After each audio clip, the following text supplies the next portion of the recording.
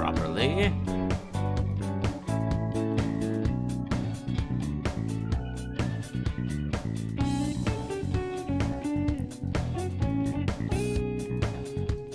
First idea set up on my screen. There we go.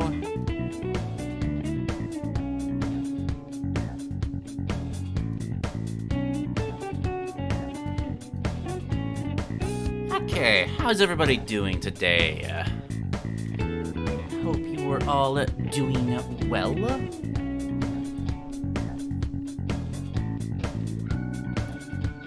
That awkward stage where I have like a specific layout of like screens for Peasant's perspective that I do, but I never remember to like take a screenshot or something, so I'm just moving around different windows trying to remember what the heck it was that worked so well last time.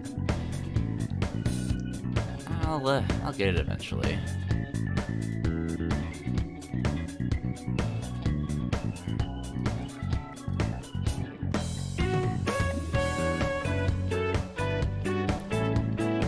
How's the audio sound to everybody? Good, bad, somewhere in between?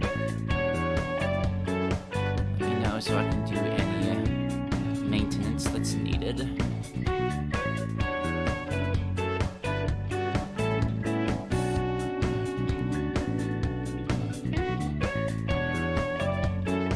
Life has been extremely lively lately. That's a fun description. Excellent. Lively's always great.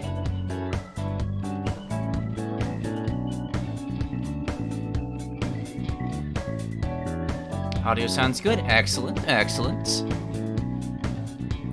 Life is existing. Yep, that's fair. I feel that. Sleep deprived. I also feel that. Oh boy, do I feel that. I am... like, I'm ready to stream, but I am exhausted. I'm learning a new thing for work.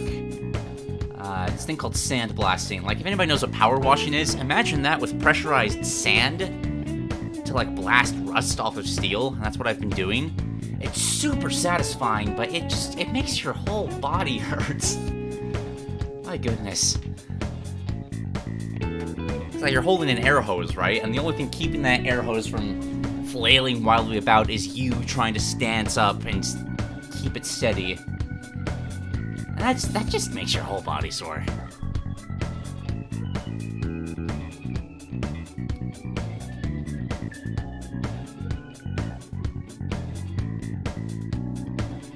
The music could be a little quieter. Okay, good. This is good feedback. This is also a fairly, like, comparably louder song, so that might be part of it, too. But the song isn't the important thing.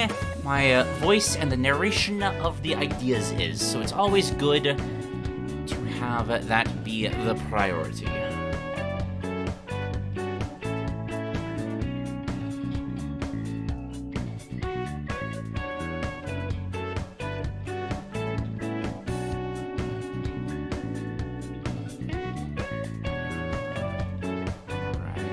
I feel like something odd happened. Well, not odd, it makes perfect sense, but last Peasant's Perspective was the first time we got, like, people's second submissions. We've gone through enough people that we got that.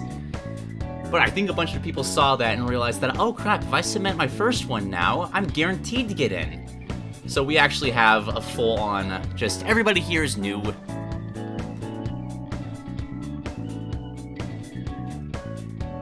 That's always fun because that means we get to hear new voices, new faces. It's always a good time.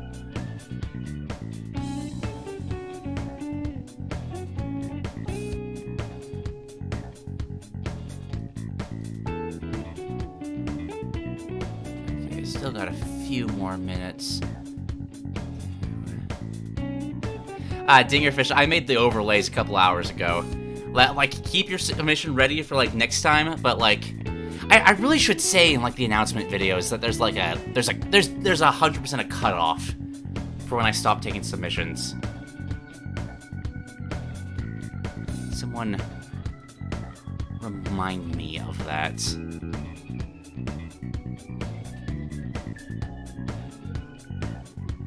Because, like, it takes a few hours to, like, get the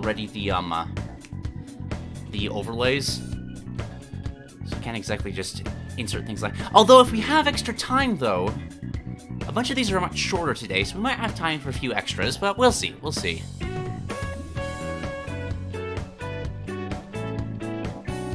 We have to accidentally start working on 9 concepts. Oh, if only you knew how many half-written scripts I have right now. There's so many. You know, I can actually count. 1 second. 1, 2, 3, 4, 5, 6, 7, 8, 9, 10, 11, 12, 13, 14, 15 right now. Joy. But that's just a natural part of creating. There's always a bunch of ideas floating around. Some get through, some don't. And that's just the cycle of life for those ideas.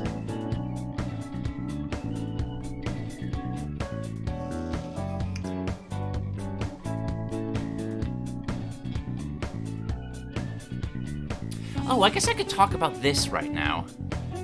So, I am actually going to be starting something new this year, relating to Peasant's perspective. I talked about it a bit in Design Dorks, but for anybody that didn't see it, I'm going to start making little shorts highlighting specific ideas that I really, really like in this series. Like, I already have Mad Art's commissioning for the artwork for the first one, and just little, like, bite-sized, minute-long things that properly advertise this sort of stuff. Because, well, obviously these streams are a lot of fun, but it's really hard for people to watch 3 hours of content. So I feel like just having these smaller shorts that just present an idea for people and give them the option to check it out more, I think that'd be a good way of spreading the word for some extra special ideas. Though I will admit there's some ideas that I just can't do that with.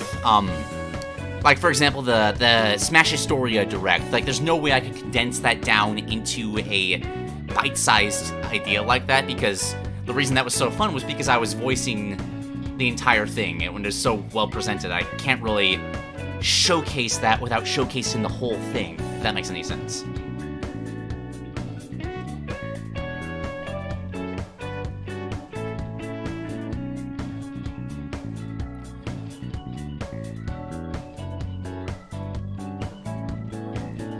Okay, it's close enough to 1 p.m. Mountain Standard. I think we can start now. So, for anybody new to this series, this is just a fun little community showcase event that we do on this channel. People submit their various video game ideas. I pick out at least 8 of them. We might have time for more today. And we just read through it and have a fun time. Give some feedback where we can. See what cool ideas are lurking in the brains of my audience. So, for the first idea today, I brought up the shorts because this is ironic. I wanted to keep this a surprise, but the first short I'm going to do it was for Meat Mage's Anna, because I thought that was incredible. I already have the artwork going, so of course, in the very next episode, what do we get but another Anna moveset to make this incredibly awkward? Just being, oh, you wanted to highlight an Anna? Here's 2 of them now. So Ditto Master, if you see this, just because there's artwork highlighting one Anna does not mean I think one is inherently better than the other. It's just because Meat Mages came first and I really loved that one. Alright, but let's get into it. Ditto Master's take on Anna from Fire Emblem. Anna is the unofficial mascot of the Fire Emblem series, appearing in almost every game in the series with the exception of Gaiden and its remake, Shadows of Valentia. Part of a family of near-identical sisters, all named Anna, though each pronounced differently according to Fates' Anna, Annas generally act as either traveling merchants or owners of exclusive hidden stores called secret shops, selling the player items that are superior to the common products acquired at any given game's regular shops. Awakening and Fates also have Annas act as the keepers of the Outrealm gates, where the DLC is located. showcasing that they travel from realm to realm through these dimensional portals. They often have slightly different personalities and business styles, but a few key traits are consistent across all Annas. Thank you, I had forgotten the link, let me share that real quick. Boop. Yeah, this does take a very different direction from yours, Joshbra. It's my favorite thing about reading movesets about the same character from different people, because it's always so fascinating seeing how people tackle, like, the same ideas, the same movesets, the same themes. And having an episode where everyone posts a different anime moveset, I would unironically love it. They have an almost instinctual desire to make money. They're deeply loyal to their fellow sisters, even going so far as to deliberately avoid making money in each other's territories to not hamper their profits. And they're all whimsical, jovial, and mischievous. This sometimes ends up extending to certain Annas having occasionally less than honest ways of doing business with their customers, or hunting down thieves to steal the loot they stole to begin with. As of Fire Emblem Awakening and onward, Annas have consistently appeared as playable units that can fight on your side, and they frequently wield different weapons from one another, ranging from swords, lances, bows, axes, and even staves. This long-running history, consistent modern-day playable appearances in a franchise that resets its cast every game, and an existing association with Fire Emblem's less conventional items offers a large array of potential for implementation into Smash.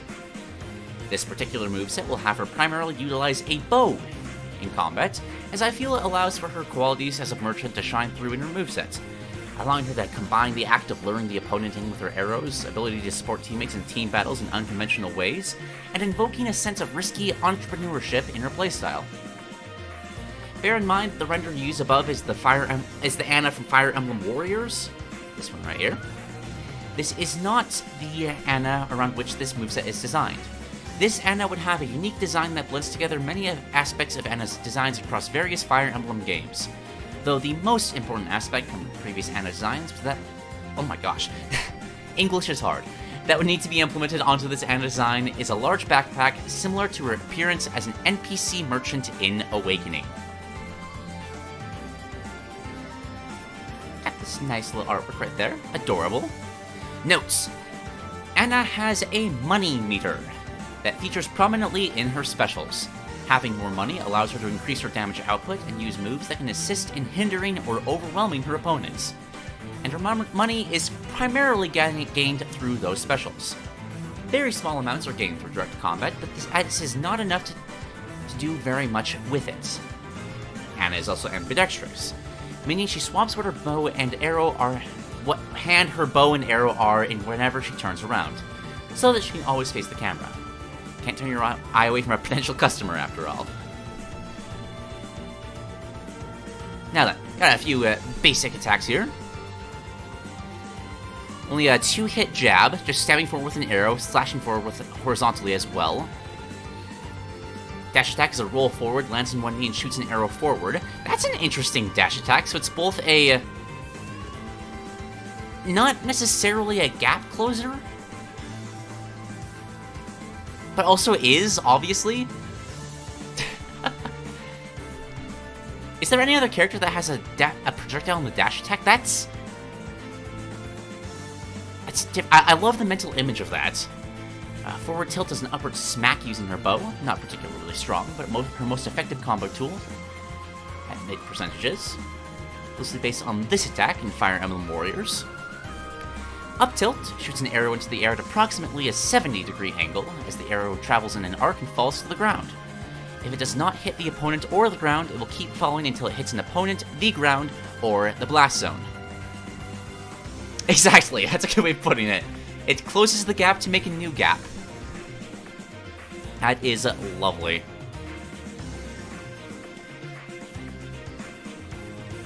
Down tilt briefly sides forward with a kick as she shoots an arrow straight above her. At the same time, the kick and the arrow do not combo into each other. That's interesting. This is basically 2 attacks built into one, but they both perform completely different functions. Oh yes, Villager also has a projectile as a dash attack. Right. You can hold the button down to delay when the arrow is fired, but if you don't, by the end of the slide it won't fire at all, causing the move to end with slightly more end lag than usual. Man, I got so many comments telling me that, oh, a pure bow user wouldn't work in Smash Brothers. Oh, look what they had to do with Pit, blah, blah, blah. And I think it was one of the design dorks where we talked about the Smash tier list and I was talking about Fire Emblem. Like, I just want to say right now, like, obviously that's wrong, but, like, I'm glad to have, like, a proper proof of concept now. Because this is delightful. Forward smash is a... Okay, that's a funny charge animation. Just twirling around as you're preparing the shot. It's just a great critical hit animation. Second furthest reaching smash attack in the game, and reasonably strong, but both has very high startup and end lag. Of course, it's a very long range projectile. Up smash does an upward strike with the bow itself that props foes into the air, followed by a powerful diagonal arrow shot that pierces through the enemy. Yeah, cause see, this is how you use the bow. In like a Smash moveset, you use it as like a setup tool. It's like you can still smack people with a bow. It's still a heavy wooden object. But by chaining it into arrow attacks, it just it could make for such a satisfying moveset. Based on this animation from Warriors. Down smash jumps, knocks 3 arrows, and shoots them all at the ground below her in three branching directions simultaneously, creating a shockwave as they hit the ground. These arrows are not counted as projectiles for this attack, and they also pierce through enemies, based on this animation here. Very nice, very nice. Neutral air, basic bow spin, there's not much you should do with that. Like that, Violet's neutral air just works really well. Although this version is meant to be a single hit attack meant to knock the foes away. Forward air is a limp drop kick forward. Back air does a quick front flip to kick behind her, then shoots an arrow behind her while upside down, then completes the flip. Kind of based off of this animation here. Very nice. Kind of similar to the villager's back air in range. The arrow gets stronger the further it flies away. However, the kick takes too long for the arrow to be a reliable neutral tool. Kick also generally doesn't lead into the arrow, but comes out very fast and is good for getting opponents off of her. I like this theme of having, like, multiple attacks in the move, but the attacks aren't necessarily designed to work in tandem. That's an interesting gimmick to the moveset. Not even a gimmick, just a feature that I don't think any other character in the game does. Like, I'm sure there's at least one. Well, there's Samus's jab, but that isn't really intentional. But just having multiple uses, but depending on which part of the attack hits you, that's just neat. I like that. Like her down tilt, you can hold the button down to delay when she fires the arrow, but she doesn't fire it after a certain period of time. Based on the finishing hit animation of the Adventurer class in Fire Emblem Fates. And the up air limply shoots an arrow directly upward in a very short distance. Comes back down the same distance before the arrow disappears, making it invaluable for aerial control. Weakest of her aerials, but arguably the most useful. And down air is a 45-degree angle projectile, much higher range than most of her attacks, but relatively high startup. That's good. If you have a downward projectile, it needs to be reactable to, otherwise that can be quite broken. Does not spike, but sends opponents diagonally forward at a 50-degree angle. Due to the angle, it cannot be used to attack enemies directly below you, which is a good way of balancing things like that, because yes, you're getting a projectile that you can use to shoot somebody off stage, but you also lose your ability to deal with anybody directly below you, so it's kind of a give and take. This keeps traveling until it hits something or the blast zone. Nice. Grabs the opponent. All of her throws have her steal whatever item her opponent is holding. That's funny. Oh, imagine how that could screw over certain characters. Like, that alone makes her a really good character to fight against Link. I kinda love that. Pummel just kicks the opponent's shin. Forward throw is just a quick shove, followed by a arrow from her bow. Back throw is a comical kick him in the rear. Nice. Up throw looses a rope around the opponent, ties the rope to an arrow, and fires the arrow from her bow straight up, causing the opponent to get dragged with it. Nice. The arrow itself does not hit the opponent, but it can hit non-grabbed opponents on its way up and will pierce through opponents. The most knockback of her throws, but it still cannot kill until in practically high percentages. I'm having a mental image, like this isn't described here, but wouldn't it be hilarious if if the arrow hits somebody that wasn't grabbed, it like pierces them and drags them, like you can shish kebab people and they just get a line of people attached to this rope arrow. Maybe that's asking too much. That kind of implies a power that isn't there, but it would be funny. I love the mental image of that either way, though. It's so funny. And down throw is a leg sweep, jumps up and attempts to do a stomping move. Very nice. Alright, special time. We got the secret shop. Right, press. I love this gift so much. Man, the classical Aladdin was so good. By pressing the B button, Anna will stop and take off her backpack as it comically unfurls and unfolds into a shopping stall. This shopping stall has shelves behind the main counter and a cloth draped over the front of it that has the Smash logo on it, its color matching the player's port color. The shop will stay wherever it is where Anna used it, slightly in the background out of the way from the fighters. It cannot be attacked or destroyed, though if it enters the blast zone for whatever reason, such as it being placed on an auto-scrolling stage, it will despawn and its backpack form will reappear on Anna's back. It also stays on any movable surfaces it's placed on, such as Smashville's platforms. If Anna presses Shield B, the secret shop refolds and teleports back onto Anna's back, allowing her to relocate it at will. If Anna presses B while standing near the secret shop, a menu will appear depicting the products she's capable of taking off the shelves. Selecting one will have her reach over the counter and take the product in question. If she's holding an item as she buys one of the products that acts as an item, she'll drop the previous item for the new one. Taking any of these products takes away from a decent portion of Anna's money meter. If used too many times, each of them, excluding the last one, can break, similarly to Robin's Tomes and Levin's Sword. A meter resembling Robin's durability, indicating the weapon's remaining durability, will momentarily appear over the user's head after each hit, or over the weapon itself if thrown, to indicate the remaining uses of the weapon. Interesting. What I really love about this is that you can directly contrast it with Meat Mage's idea from like more of a Rivals of Aether Shovel Knight moveset that Meat Mage had, where it's more of like a direct upgrade that you can use. This is more of a literal item shop where you can buy like actual items to use. Like, it's the same idea, but they went in such different directions, and both of them are really fun. So what we got here?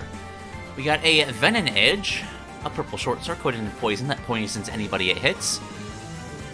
Lowest range, but average strength and highest durability. We've got a heavy spear, a long lance that does heavy damage to shields. Longest range of the weapons Anna can pull, but lowest strength and average durability. And then a Devil Axe. If the user attacks with it and fails to connect the attack, it inflicts greater recoil damage upon the user. We have a medium range, lowest durability, but incredibly powerful. And we've got the Shining Bow as well. This is not an item for Anna to use, but an upgrade. If Anna purchases the Shining Bow, she'll replace her current bow with it for the rest of the stock.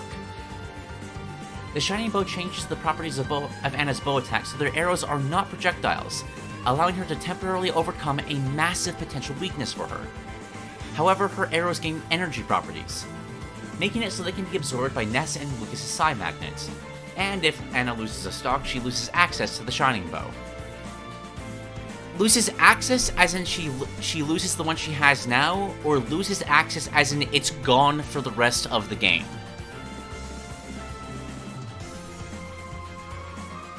Because I think that'd be kind of fascinating if it was for the rest of the match, although that would need some sort of like built-in hidden mechanic where like for every 5 stocks that are in the match you get a second Shining Bow or something like that. I don't know. See, I was just talking about, this is more of how Meat Mage approached the concept. God, it's so fascinating seeing how different people approach different things. The one she has now. Okay. That makes sense. On one hand, I love the idea of having, like, stock-specific things, but that gets too complicated with how differently Smash's rule sets can be set up. Like, that doesn't really work in a time match, for example. The Shining Bow constantly sparkles while Anna has it, similarly to how it appears in Fire Emblem Fates. All of the products above, sans the Shining Bow, act as battering items that anyone in the cast can and are incentivized to use. For if anyone but Anna in a match picks up a Venom Edge, Heavy Spear, or Devil Axe that comes from her store, they'll have bought the item in question, adding money to the money meter more than it took to buy the weapon in the first place. That's Oh, I love that. Oh, that's so good. I love the idea of giving an opponent an item that, like, obviously items are great in Smash Bros. You want to pick that up, but to have that be a risk reward for your opponent because that benefits you. Like, this is tangential, but I've had an idea for Meta Knight for a long time that one of his specials could be him, like, tossing out a sword to offer up a duel. Like, hey, here, pick this up. Like, you can pick that up, but it gives Meta Knight a stat boost as you have properly entered a duel with him. Like, I love that kind of just functionality in a game like this. The sort of risk rewards are always fun. This only works once for any individual instance of an item, so you can't, like, sell the same weapon twice. That makes sense. But this is one of her best ways of making money, which can in turn help her purchase more weapons for herself to use against her opponents. If Anna doesn't have enough money to buy anything, she can pull 3 free alternatives that are significantly less useful: the bottle, the broom, and the frying pan. Replacing the Venom Edge, Heavy Spear, and Devil Axe respectively, each of these low-cost replacements have much less power than their counterparts, no special properties, and are generally less durable, though the frying pan humorously is more durable than the Devil Axe, each of them sharing the same low durability on top of their weaknesses. Most damningly, these items start to vanish almost the instant they touch the ground, meaning that selling them to an opponent by causing them to pick it up is incredibly difficult. They're not useless though, as the item play her weapons provide to her kit isn't completely lost when she can't afford to take stock off the shelves, and there are more reliable ways of making money off those everyday weapon products. Anna is only capable of having 3 weapons of any kind from her shop on the battlefield at any given moment.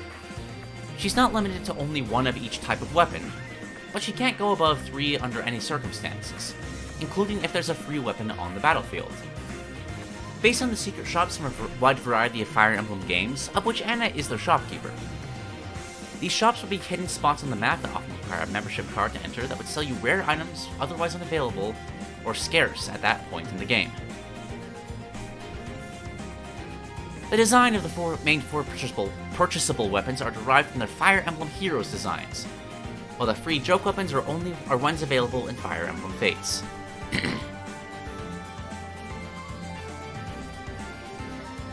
Now, if Anna uses Neutral B while not in proximity to her deployed secret shop, after having already deployed said secret shop, she will use Deadeye, which when pressed is just a basic shot forward with her arrow, preceded by her fancifully twirling her arrow in her hand, alluding to the animations of several archer attacks throughout the series. When she holds the move, she can turn and angle it in most upward directions and slightly downwards, but most downward directions are off limits to her, even in midair. You can also press the shield button to cancel the move while in the aiming process. I have a very handy pie chart right here of her range, I love that.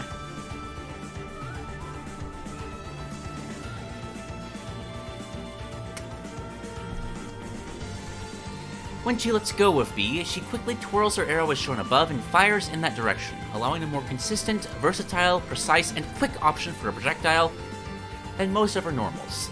However, that is not the only use of this move. If Anna is holding an item when she uses Deadeye, such as her own purchasable weapons, she'll instead use the weapons as an arrow and fire them in its stead. These will act the same as her normal arrows, albeit doing slightly more damage, but if the opponent is not holding an item when hit by an item substituted Deadeye, When hit by the move, the item that hit them will now be held by them, and she'll gain money for doing so, effectively selling the item she just shot at her opponent. That is some hilarious, just aggressive merchant shenanigans right there. Just an aggressive sales pitch. She literally shoots her merchandise at people and they have to buy it. That's so funny.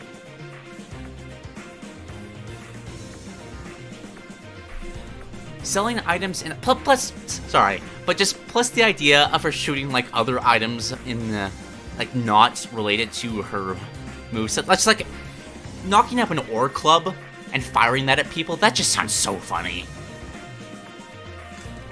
Selling items in this manner is one of the primary uses of the free weapons from secret shops, and is the most reliable way of selling both them and the good weapons to opponents.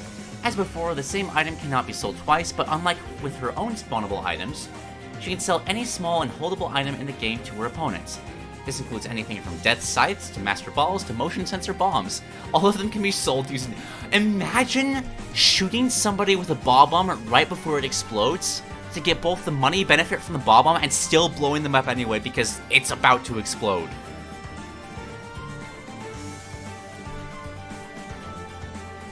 When using items too small to act as a substitute for an arrow, she'll simply replace the arrowhead of her arrow with the item in question. She cannot sell an item to someone currently holding the item though. The item will simply bounce and fall on the ground as normal without any money being made through the transaction. Additionally, if an item is shot, misses, doesn't land on a surface, and goes its maximum distance, the item will halt all momentum and fall to the ground. If it's an item attached to the arrow will disappear, the item will simply fall. Conditionally, certain items will activate when fired with Deadeye, exclusively when they miss the opponent. A smart bomb, for example, will activate if fired at the ground, but if fired at an opponent, they'll be sold to them and be placed in their hands. Same applies to Pokeballs, ball bombs, etc. This is named after a recurring skill/combat art in the Fire Emblem series, but most reminiscent of its function in Path of Radiance. Here it was a mastery skill for snipers that doubled their hit rate. Oh my goodness. Side special, heal/freeze. For both of these moves, Anna holds a staff in reverse grip behind her, concealing the head of the staff from the opponent's view. Upon releasing it, she swipes the staff up, releasing its magic out as a projectile. Heal sends out a soft green crescent wave of energy forward that heals the HP of anyone it hits, while Freeze sends a soft blue crescent wave of ice energy forward that freezes anyone it hits. Heal does not heal a particularly large amount of damage, just somewhere in the range of 8 to 13% depending on what's balanced. While it sounds useless in a 1v1, hitting an opponent with it causes you to gain money, allowing you a reliable and consistent option at money making with little risk to yourself, at the cost of helping your opponent out with something as rare as a health recovery. That's a fun way of including like team support in a game while still making it work in a 1v1 setup. Annoyingly, you have to do that in Smash Bros. I wish there was a way around that, but you kind of do. But that's a nice workaround, I like it.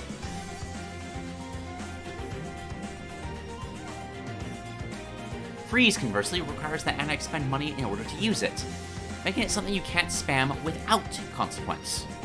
Heal is inputted with a regular input of side B, while Freeze is inputted with a smash input of side B. The only way to tell which is about to be used prior to the projectile coming out is through the color of the staff's hilt peeking out behind Anna. This move can be charged, but it doesn't alter the amount healed or the damage dealt, nor does it increase the duration of time frozen. Instead, it solely alters the distance it travels and the speed at which it travels, by default being a rather slow projectile.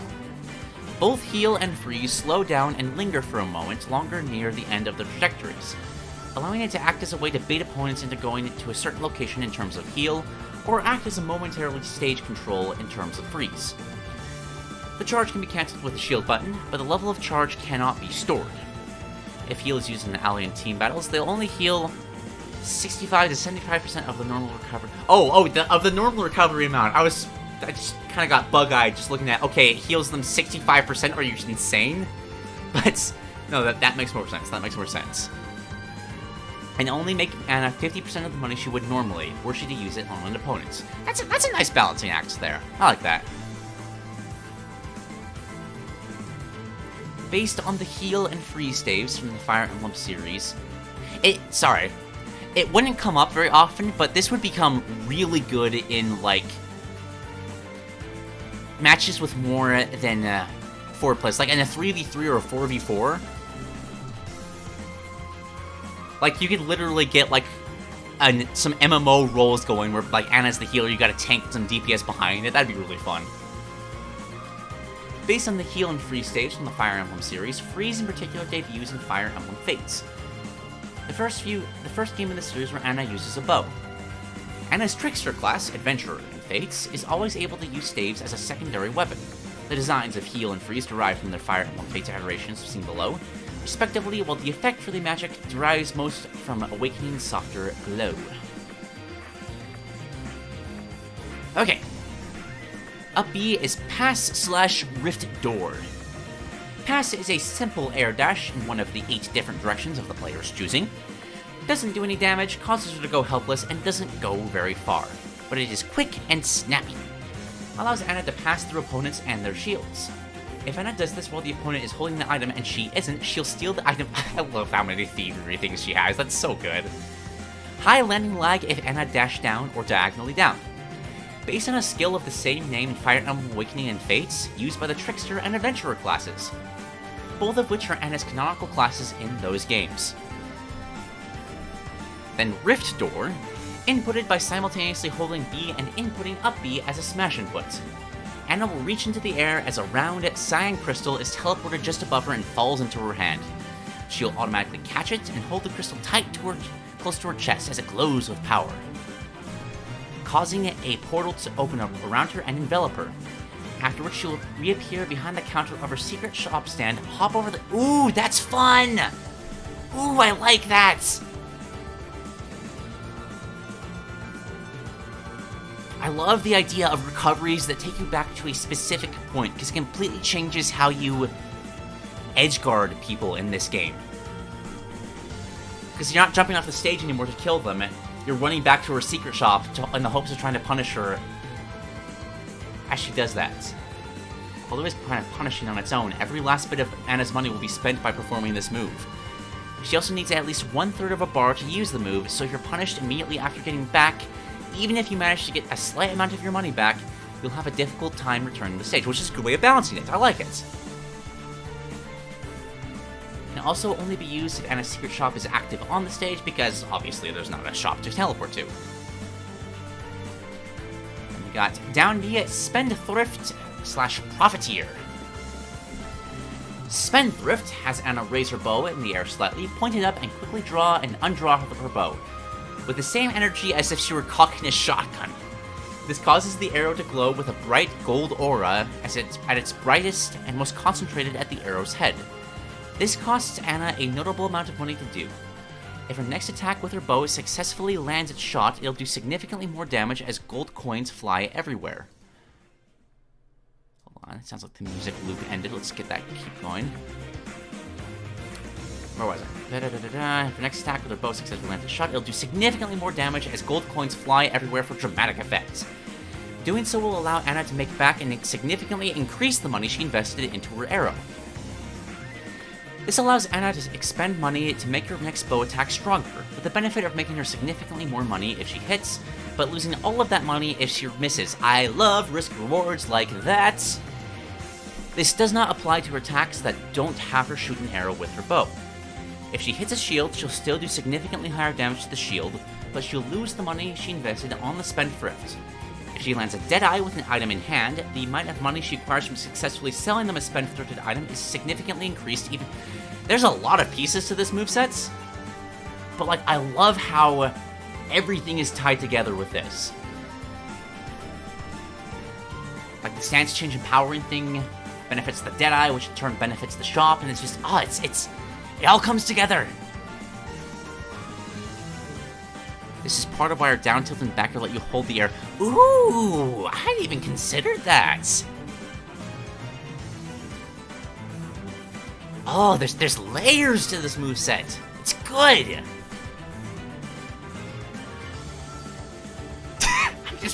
I just read from Deekso. Hey, sorry I accidentally stole your metal blade during my recovery, but it can be yours again for only one payment of $24.99. That is the most Anna thing ever. This is so good. And then Profiteer, if Anna has an item in her hand and she uses down B, she'll chuck the item a short distance into the air buffer as it teleports away and coins rain down into her hand, as if she resold the item she was holding. This will increase how much money she has at the cost of erasing the item she was holding from existence. This works with almost any item in the game, including every summonable item by opposing fighters. And each item has a different price that they'll sell for. Some of these items are worth much less than one would expect given their user, as to disincentivize never using items ever. Her own items, for example, sell for much less than what she pays to acquire them. As a general rule, selling an item using Profiteer gives her significantly less money than if she were to sell it to the opponent using Deadeye. If she doesn't have an item, but she's in very close proximity to an item, she'll grab it and immediately use Profiteer. This allows her to use heavy items such as Wario's bike, barrels, and crates, as well as certain items ordinarily used instantly, such as special flags or metal boxes. This proximity rule does not apply to healing items such as heart containers, which cannot be sold at all, and she cannot sell any item that is or has a living creature, such as Pokeballs, assist trophies, Mr. Saturn, and fairy bottles. The proximity rule, however, does work on Smash Balls, and if she breaks a Smash Ball using Profiteer, she'll automatically sell it for inordinate amounts of money. That's so good. I wish more characters had just fun ways of messing with their items. That'd be so good.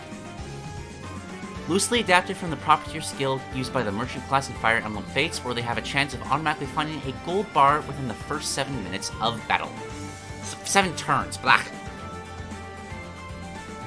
And then the final smash. A rift portal opens up behind Anna as she jumps into the air and goes into a sitting position as a ballista tank reminiscent of, but slightly larger than Fire Emblem Fates. Ballisticians drives out of the portal at high speeds. As another portal opens up a set distance away, she lands and sits on the ballista tank, and the ballista goes through the other portal, knocking all impacted opponents into it as well, triggering a cinematic final smash. The ballista tank comes out of another portal, arriving in a fancy dining hall for rich people, as a giant gathering of Annas sit at a various tables, stop what they're doing, and look at the new arrivals. A crowd of Annas surround the final smash victims, as a group of the most notable Annas of modern Fire Emblem games leap in from out of nowhere, English is hard, and surround the opponents. These Annas are respectively from Fates and Warriors, bow users, Heroes and Engage, axe users, Awakening and Three Houses, sword users, and Awakening's I've never been able to pronounce this, Apotheosis DLC, lance user. This collection of Annas proceed to collectively wail on their opponents as the audience of Annas cheer, with Apotheosis Anna launching them away. As the opponent flies away, the player's Anna drives in with another paler colored, very heavily decorated ballistician tank, somewhat resembling Fire Emblem Warriors' version, but distinctly not that one, as to not have too many overlaps with Warriors' Anna, and swerves in to park next to the first tank. The hatches for the tanks open to reveal Anna in the paler second tank, and a redesign of Anna's boyfriend, Jake. Jake still exists! Nice! In the darker first tank, with his design being most similar to that of Fire Emblem Shadow Dragon and Fire Emblem New Mystery of the emblems designed for him. Anna gives him a wink and Jake gives her a cheeky grin, signaling each other to unleash a series of explosive shots on the still mid-air opponents, followed by a massive collective blast from the two of their tanks at once, finishing the final smash and launching the opponents, heavily inspired by Anna's dual warriors finisher in the Fire Emblem Warriors. Jake then drops Anna back onto the stage in his own tank as she kisses him on the cheek, causing him to blush and hide back in the tank as he drops off with a laugh while he drives away. after which the player regains control. That is a lot, but I love it. Because, like, if you think of how this would function, like, this is just, like, the opening... This is what starts the cinematic. You got the quick gathering as everyone beats each other up, which I see it taking about as long as, like, the Dragon Quest, all the heroes get together. And you just have the tank swirling. So it sounds like a lot, but it should still work given the traditional length of Final Smash cinematics that are currently in the game. Plus, it brings Jake back. I miss Jake. He was a tragic casualty from Fire Emblem's insistence of making every single character dateable. Bring back Jake. Then we got some costumes. I'm not going to read over these because you can just clearly see them. Got the default red, nice blue, got green and orange based on some of the older designs. Anna's eyes always freaked me out in Path of Radiance and Radiant Dawn. Like, am I alone with this? Something's just off. Like, she's staring in your soul.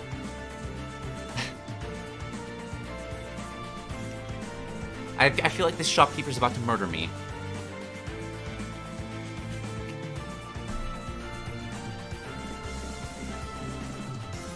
Nice brown, pink, purple, yellow. Got 12 here. I do love the idea of just a coloration based on modern day business suits. That's great.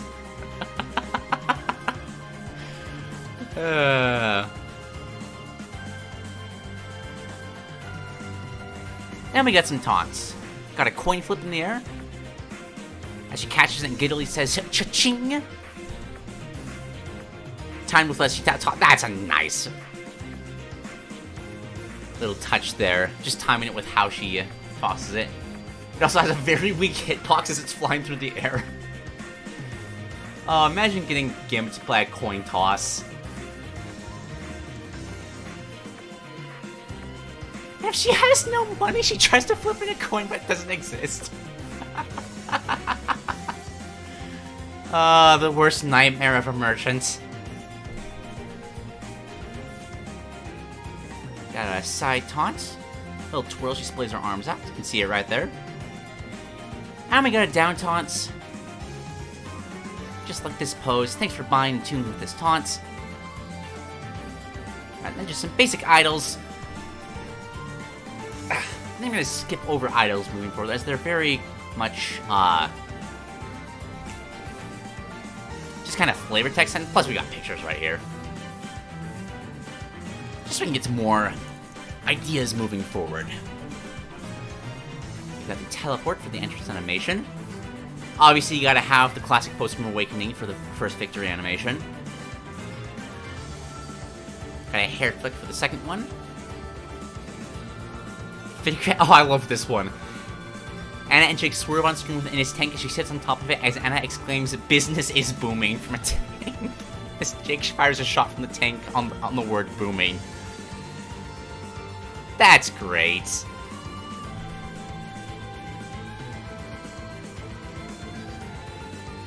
Oh yes, then we got a Kirby hat. Alright. Kirby dons Anna's hairstyle while copying her. Copies Secret Shop, Deadeye, and Anna's money meter almost identically. The prices of weapons are lowered to accommodate the fact that Kirby does not have access to Heal, Spendthrift, or Profiteer. Additionally, the Shining Bow is significantly less expensive for Kirby than it is for Anna, due to Anna not having a reflector. However, the Secret Shop and Moneymaker receive aesthetic changes to align with Kirby specifically. The money meter is now counted in the Kirby franchise's star coins rather than Fire Emblem's gold. More significantly, because Kirby is too short to reach over the shop's counter without physically climbing over it. The Secret Shop is themed after Waddle Dee's weapon. I love this! Ah! Oh, that made my heart grow 3 sizes!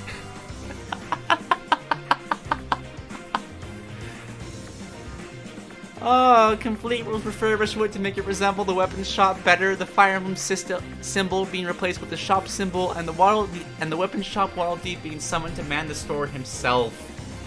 Oh, that's so good. It Additionally, instead of a tiny teddy bear dangling from the bottom of Kirby's bow whenever using Deadeye, it'll be a tiny plushie of a Spinum, an enemy from Kirby Triple Deluxe and Planet Robot that grants Kirby the Archer ability. Oh, that's so... Oh my gosh. That is so unnecessary, but that makes me so happy.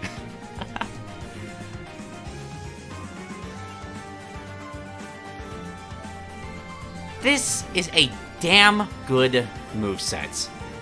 Not only is it a great interpretation of how to make an archer work in a platform fighter like this, which it does work, like case in point, people, but it's also such a fun way of taking on the merchant personality, the profession that Anna has.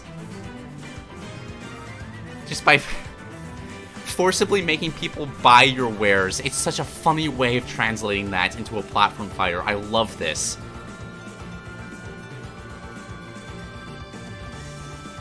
I don't think I really have any, like, criticisms or feedback I can throw into this. Like, for both of the Annas that we've seen these past 2 episodes. Like, the first is more of a mascot of Fire Emblem as a whole. Well, this is more specified, focusing more on the archer and the merchant side of things. And they both work tremendously. Well, like, is it wrong that if there was a new Smash Brothers, like, I'd prioritize both of these anime movesets over any of the other ones we have right now? Because, like, these succeed at showing off so much of what the series has to offer. And they both have such fun personalities, which is something that the rest of the Fire Emblem cast just does not have. Ah, it's so good. It's so good. 10 out of 10. Well done, Dynamet. I might... You know what I might do? I might just release 2 shorts back to back and just flip the Anna art for both of them. Because, like, these are both amazing. Anna needs more attention by the Smash community. She'd be such a good character.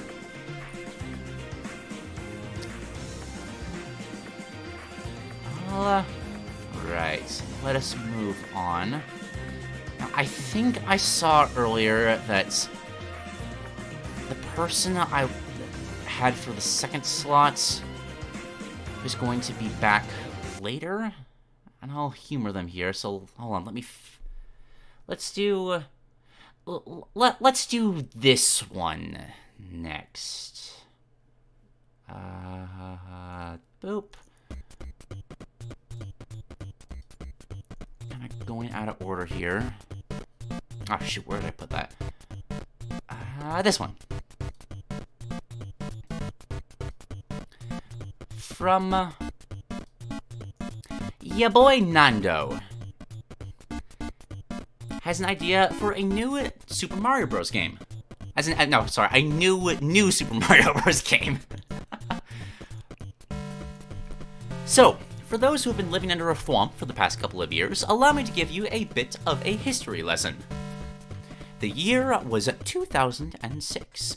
Nintendo had ventured itself and the Mario franchise in the 3D realm for a hot minute, with game after game seeing the famous plumber venture into new and exciting places across the 3 axes of the third dimension across several consoles. But now, seeing that their premier character was doing well, Nintendo decided to do something rather interesting. What if they took the pre-existing formula of 2-dimensional Mario and mixed it with the advanced 3D graphics that they had acquired over the years? The result was a little game called New Super Mario Bros. For the Nintendo DS. And this little game, a few years after its debut, was actually was actually my first ever introduction to the Red Plumber himself. Really? That is an interesting, first taste of a series. Sorry, grabbing some water. And this game did very well for the time, prompting Nintendo to release a bunch of sequels under the game's new umbrella, including the game for the Wii, a direct sequel released for the 3DS, and another game released for the Wii U. However, after a while, I couldn't help to notice that something was beginning to feel off about these games. I forgot to share this in the comments, but I'm doing it now. There you go. Like something that held them together just broke. It was at a point where these games, whose main selling point was being new, didn't possess the same newness to it anymore. I'll just look up what they did for the series with the Switch. As much as I hate saying this, New Super Mario Bros. U Deluxe doesn't do a lot to differentiate itself from not only its past self, but also the previous games in the series. And no amount of Super Crowns, or Toadette, or Luigi's funky speedrun mode returning for the second time could help it from being bland. And I believe it's not the fault of the games themselves in any way, but rather their narratives barely stand out in a crowd than most other Mario games. As much as they attempt doing new things, the main story is always the same song and dance. Peach gets kidnapped by Bowser, or Bowser's army, takes her to his castle in the lava world. Mario goes through themed worlds to stop Bowser. This same story has been told throughout all of the new games. And with the exception of New Super Mario Bros. U doing a funny twist by transforming Peach's castle into Bowser's, they rarely do much to differentiate themselves with each other. And while this scenario has indeed been done by other Mario games before, and even after the New Super Mario Bros. Games came out, they not only added some more twists to the story, but also added something unique to their gameplay. Maybe by introducing new interesting scenery, or giving Mario some new moves sometimes. Something that the new games attempted to fix with the introduction of new power-ups, but only managed to differentiate themselves so far. And when they do spice up their scenery, it usually doesn't last for very long. So, seeing everything that has been going on with the new line of games, I decided to ask myself, what would I do to make I'm just gonna say NSMB, that takes too long to say, type of game more interesting? In my mind, it came up with an outlandish response. What if the game took place in space? Now, some of you viewers at home might be thinking something, but Nando, Mario has had plenty of adventures in space. Wouldn't that make the game generic? And just that, I say this, I honestly don't blame you for thinking that. The plumber and his friends have had a ton of adventures in space. Wherever it takes place during the entire adventure, as seen in the Mario Galaxy games, or just a small part of the story, like how it was in Odyssey. However, I want to take a different approach to the space concept in this game. Rather than being influenced by a game like Super Mario Galaxy, I want this game to take a page out of Sparks of Hope, Kirby's Planet Robobot, and even Metroid Dread in how it incorporates space elements.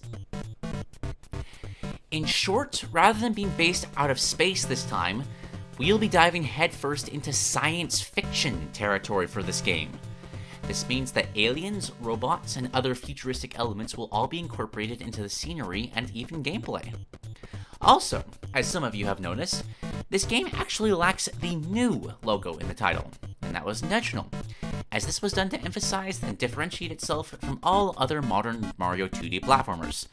Plus, I'm pretty sure the NSMB series has been going on for so long that people would recognize this is from the same series of games by the font alone. With all that said, you people at home must be thinking something again as of now. How did Mario even get into this situation in the first place? And for that I give you... It is a dark night. Mario and his brother Luigi are both preparing to have a good night's rest when suddenly, someone knocks at their door. Upon opening the door, they are greeted by an incredibly worried Toad and Toadette, seemingly explaining that something had gone wrong. Shocked by this revelation, the brothers dress themselves up and follow the two Toads to Princess Peach's castle. Shortly after arriving, they are quick to realize what went wrong. Princess Peach and her castle were straight up gone from the place, leaving behind a huge crater in the process. After a few minutes of silence of the four attempting to figure out what even happened to the castle, one of them hears the sounds of scrap metal and indicates to the rest of the group what they saw. Egad! The four of them go to Egad, who, upon greeting them, and especially Luigi, quickly spells out what happened to the princess using a whiteboard. Apparently, Bowser utilized a small robotic drone to generate a portal so strong that it ripped the castle out of the ground and sucked it in. The drone, however, ended up dropping a singular screw in the crater, which Egad ended up finding, and thanks to his comically advanced understanding of science, managed to reverse engineer most of the drone, which allowed him to discover where the portal took the princess, a neighboring solar system to ours. Mario and the others are flabbergasted to hear that. The good news is that, by sheer coincidence, EGAD was working on repurposing his portable laboratory into a spacecraft, among other things, to research the machinery and ambience from other planets. In reality, he just wanted to open a cafe in outer space. Oh, I love the idea of personality in Mario games. It shocks me that they don't do more stuff like this. And as fate would have it, the little drone that he managed to reverse engineer was the only thing missing for his plans. It even fits perfectly in the center of the machine's core. And so, the 5 of them get in the spacecraft, dubbed the Satellite as a little reference. They take off and they enter the portal to try to save Peach. But as fate would have it, EGAD miscalculates and they end up running out of fuel, having to make a reroute and crash land in the farthest planets out of the system. Lucky at least, or maybe a bit unlucky, Bowser and his goons have already invaded these distant lands. And who knows, maybe they can defeat his forces in order to advance further. Only time will tell. If you haven't already guessed, in this game you'll be able to play as 4 different characters. Oh, this is just charming. That's wholesome. Look at that. I would love to play a Mario game, just kind of stylized around this art style. Maybe a Kirby game as well. This is very like oh, what's the channel? Terminal Montage, like Kerbo kind of style. It's so cute. All returning from their previous adventure in New Super Mario Bros. U Deluxe, Mario, Luigi, Toad, and Toadette are all ready to travel these different lands, albeit some of them have changed slightly. To differentiate themselves from the other Toads, Toad and Toadette now wear red pants, a reverse of the overalls the bros wear. A welcome change, in my opinion. But unlike their previous appearances, not only does Toadette work quite differently, but Toad gains traits similar to his ones in Super Mario... Oh my gosh. Super Mario 3 I feel embarrassed, but I'm not... Oh, Super Mario Bros. 3D World. Okay, there we go.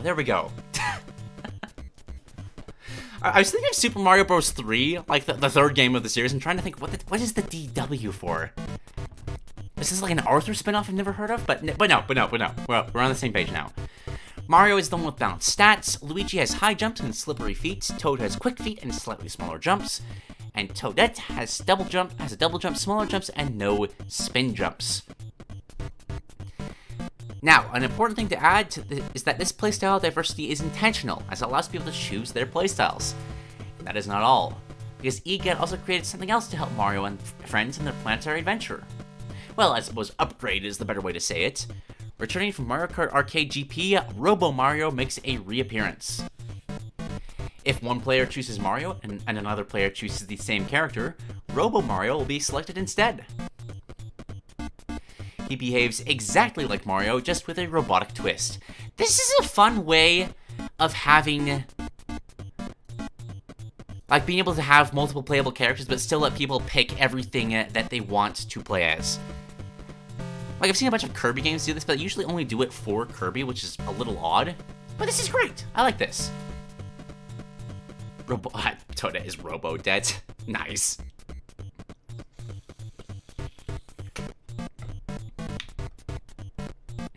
As any Mario game would have it, Mario and friends have some skills up their sleeves from the get-go. However, there have been some new tweaks. Learning from their time over at the Sprixie Kingdom, every single move that can be performed in the Switch port of 3D World and Bowser's Fury can be performed in this game. They work nearly identically and are even mapped to the same buttons. If you're wondering, pressing down will not only allow you to crouch, it can also be done with the ZR/ZL buttons. So now you can dive and roll for the first time ever in a mainline 2D Mario game without any power-ups. But that's not all. As this is a new Super Mario Bros. Game after all, you can still perform the spin jump and mid-air jumps.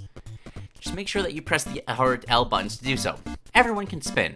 Well, except for Toadette. Toadette, unlike any other character, now gained the ability to double jump on all on her own, without any need of a super crown to help. However, she cannot perform a spin jump or a mid-air spin anymore. Not because she lost the ability to, but rather because she quickly became annoyed by her own pigtails hitting her every time she performs them. Oh, that's funny.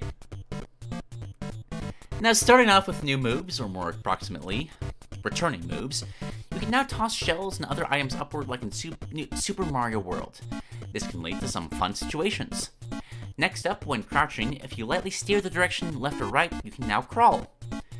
And speaking of moves that you can now perform while crouching, if you decide to take the R/L buttons while crouching, you will do a little breakdance move, taken from Mario 64. This move can actually hit foes even without any power-ups, so it's good to keep in mind. Another move that can hit foes without any need of power-ups is the sliding kick. It can be performed the same way as the breakdance, but with a running start beforehand. In terms of power-ups, even in an entire different solar system, these items are still here to help. No one is quite sure how they managed to get here, but there's a chance they were brought in by Bowser's goons for their own aid. I don't know how they could help them, but hey, at least they are here. We got the Super Mushroom, Fire Flower, Ice Flower, Super Star, Super Leaf, Super Shell, Octopod, that's fun, and the Robotic Flower. For starters, the Super Mushroom and the Super Star received absolutely no changes. I think everybody knows how these items work at this point, so I won't waste time with them. Next up, we have the Fire and Ice Flowers. And they did receive a couple of changes, one more than the other. Now you can slightly angle the direction that the projectiles get shot at, allowing the projectile to be shot upwards. Nice. You can do so by holding up with the analog stick and pressing the run buttons just like you do regularly. You can even shoot diagonally by holding the analog stick diagonally upwards. However, beam-formed, the projectiles will still be affected by gravity like it always has, with the fire projectiles being heavier than the ice projectiles. That's a bit odd when you think about it. Like, if anything, it'd be the other way around. But I get it from a game's perspective, because you'd feel like fire would do more damage than ice. Now, let's talk about the Ice Flower specifically, as it did receive quite a makeover. First of all, when you are using it, you are now capable of skating, similarly to its appearance in That's nice, I always loved that about Galaxy. This is mostly for cosmetics, but it does allow the player to run across water and sometimes lava. The Ice Flower's freezing effect was also changed. Sometimes, usually with larger enemies, you need to throw 2 or more ice balls in order to freeze them, while smaller enemies, like Goombas and all Fuzzies, are still frozen instantly. And with the exception of Fuzzies, because, of course, 1 second, let me get the music back, there we go, where was I? This means that you can no longer grab ice blocks, but that also means allows for more quick mayhem. So it's more like the Kirby 64 freeze now. Just be quick, as if the enemy isn't defeated or if they are small enough, kicked away, they will break away from the ice. Oh, and one more thing. Ice balls can defeat enemies made out of fire/lava. Moving on, we have the Super Leaf, returning from the series since New Super Mario Bros. 2, and it behaves essentially the same way. Aside from a new way to tell you if you're at the top speed, similar to 3D Worlds, there are practically no changes here. Now, moving from a power-up that received close to no changes to one that received an overhaul, we have the Super Shell. This power-up now enhances your roll by becoming the Shell Dash, giving you a hitbox and immunity to some ground hazards while rolling. You can also become immune to some projectiles while crouching, including fire and ice balls. These abilities come at a price, however. Not only do you have to become heavier when wearing the Super Shell, you will also lose all other abilities that relate to your crouch, including the ability to crawl, so roll wisely. We have now reached some brand new items. First off, the Octopod. This power-up transforms Mario into Octo Mario, and seems to resemble a certain Space Goon. Oh my gosh! This is, what's the kid's name in Super Paper Mario? I'm never gonna remember off the top of my head, but somebody remind me, because that's totally what that is. If the run button is pressed, you will shoot out an ink bubble forward, essentially working like a makeshift cannon box. The projectile is sluggish, but it completely negates gravity, having the ability to hit enemies in a further reach. It can also be angled just like other projectiles, but only one projectile can be shot at a time. This power-up also allows you to glide when holding the jump button, not nearly as great as a super leaf, and shoot while crouching also gives Mario and friends some hilariously weird animations. Squirp! Yes! It was Squirp. Thank you, EC. Finally, we have the robotic flower, a biological enigma. This power-up is part plant, part machine. No one knows where, who, or what created this thing, but regardless, it is friendly. When collected, it allows Mario to become Mecha Mario. In this form, you become slightly heavier, just like the Super Shell, but gain the ability to use a little sci-fi-esque jetpack. Just press the analog stick in a chosen direction when airborne, and press the jump button to be propelled in said direction. The propulsion cannot hurt enemies, but it can be used to get out of tight situations. You can only use the jetpack once while in midair. Oh, and if you're wondering, you can still use the midair spins or Toadette's midair jumps to stall your fall when the jetpack's propulsion finishes. One more thing before we move on to our next entry. You may have noticed that one-up mushrooms are nowhere to be seen. This is intentional, because this time, potentially for the first time in 2D Mario history, this game does not possess a life system. When a player dies, the game takes away 10 coins from you. That is because you can now use coins in a variety of ways, just like in the shops, missions, and the Saddle God. Unlocked midway into a world most of the time, shops here work similar to how they do in Odyssey, rather than how they do in New Super Mario Bros. Games. Rather than having to play a minigame in order to win items, you can instead purchase them in shops. Upon purchasing an item, they will be sent to your inventory, working just like how they do in the New Soup games. However, there are two important things to note. The prices of each type of power-up all vary. For example, mushrooms cost less than fire flowers, and stars are very expensive. And the power-ups sold in shops are also part of stocks, which means that they might run out if you purchase a bunch of them in a single go. A power-up will get added to a stock every time you either complete a level or complete a mission. Missions are essentially a repackaging of level minigames found in New Super Mario Bros. U. They are unlocked upon defeating the boss of the first planet, and you can earn coins or even power-ups when completing them. Doesn't make sense. MatPat told me Mario was a communist. He's growing. He's learning. He's experimenting with different things right now.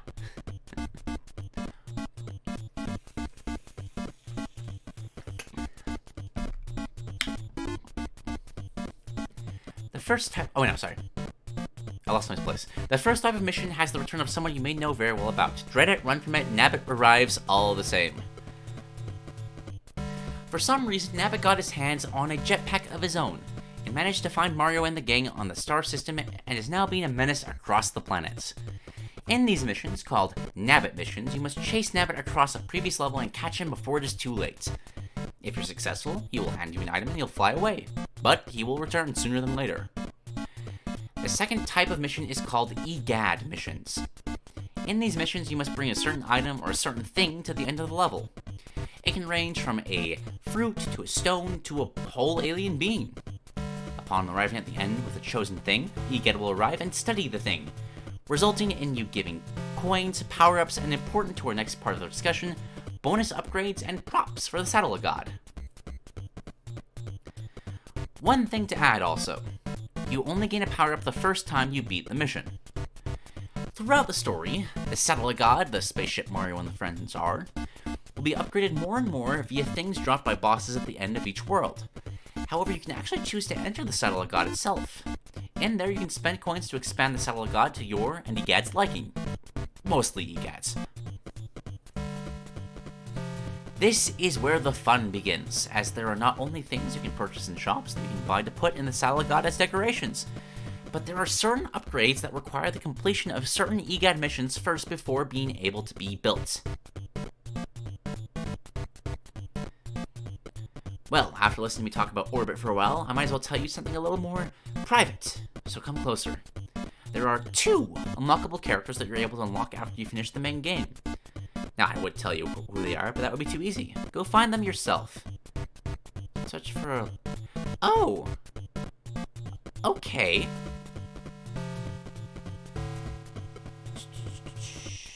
Let's see...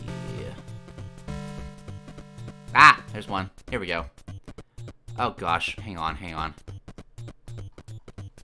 Give me a second. I do love stuff like this, though.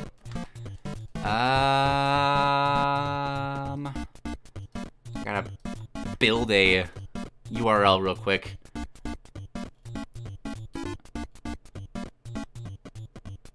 There's another piece.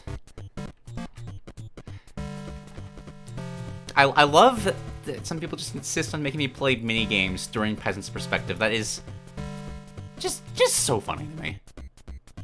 Where's the first bits? There you are. Okay. Boop. Enter that in. And boop. Congratulations! Here are the 2 unlockable characters from Super Smash Bros. Orbit. Nabbit, you get from beating all the Nabbit missions. Permanently has jetpack, works like Mecha Mario, but cannot use other power-ups. And then you get Wario. How is it that Wario has not been playable in a 2D Mario game? Like, I know he has his own games that kind of fit that bill, but like, come on! Wario can break brick blocks without the Super Mushroom, can bash enemies if at max speed, and is nearly 2 blocks wide as opposed to 1. This was delightful! I will admit, I have felt next to nothing about the new Super Mario Bros. Games for essentially their entire lifespans. I enjoyed playing the Wii one with my siblings, but like the Wii U one was just kind of more of the same. I definitely agree with the theory that this is because of the stories, because like they just don't have stories, let's be honest. Which for characters that are so personable like the Mario cast is such a huge knock against the games. But I think this would do a good job at fixing that. It also brings the Mario cast into an entirely new setting, which I don't understand why they don't do that more. Because like just imagine like a Mario game but pirate themed, or a Mario game but fantasy themed. There's so many easy ways you could just have a completely new experience just by changing the setting. And I think Mario Sci-Fi does that extremely well.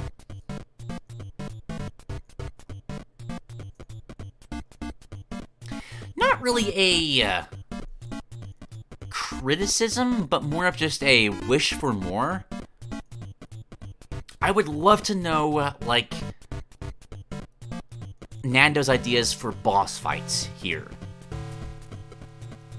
Like, what does the sci-fi version of Bowser look like here? Is it a mecha? Is it a cyborg? Does Bowser get the mecha ability and you have a jetpack battle with him?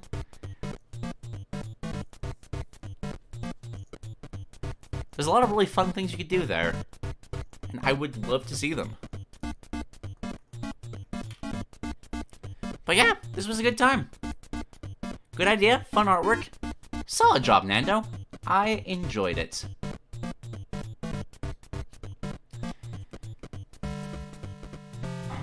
Alright.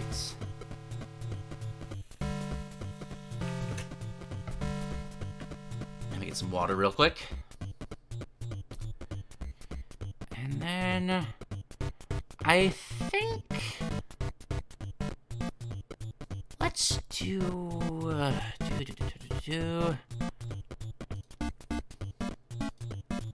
let's do this one next.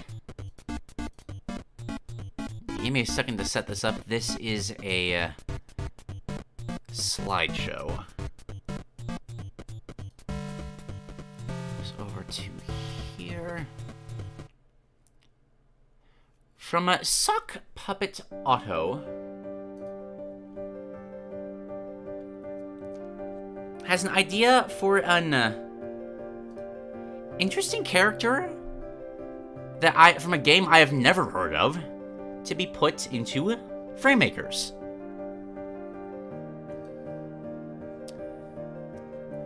Oh shoot, that's the wrong one. There we go. That's the right one. I want us to put a character called Skipper into Fraymakers. Oh, you put a little chat box background! That's adorable! I love that! Who is Skipper? Skipper is the tiny mouse protagonist of the game Beastbreaker who defends innocents from the giant mosaic beasts that threaten to destroy everything. Skipper's core traits include bravery, selflessness, almost to a sacrificial level, difficulty, putting through thoughts into words, quick at learning how to use new weapons, and insane agility. These last two traits let them go toe-to-toe with beasts orders of magnitude larger than them. Players will use this agility and weapon mastery in tactical turn-based battles, utilizing pinball physics to strike down these beasts. Here is how Skipper fights in the... Oh, okay. Let me pause the music real quick and play this. That.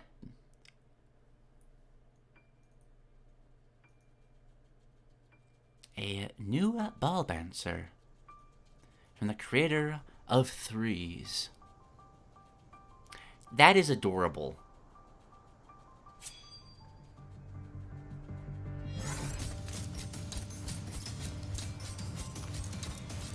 Yo, hold on. Wait. Is this like a Breakout game? But it's like an RPG combat system? Okay, this is entirely unrelated to the concept, but look at this.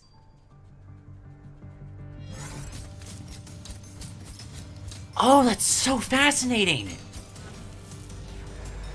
You know, like launch yourself at the enemies in a way to bounce around as many times as you can to do as much damage as possible. That's so cool. I need to wishlist it. Exactly, Deke. So I gotta wishlist this game.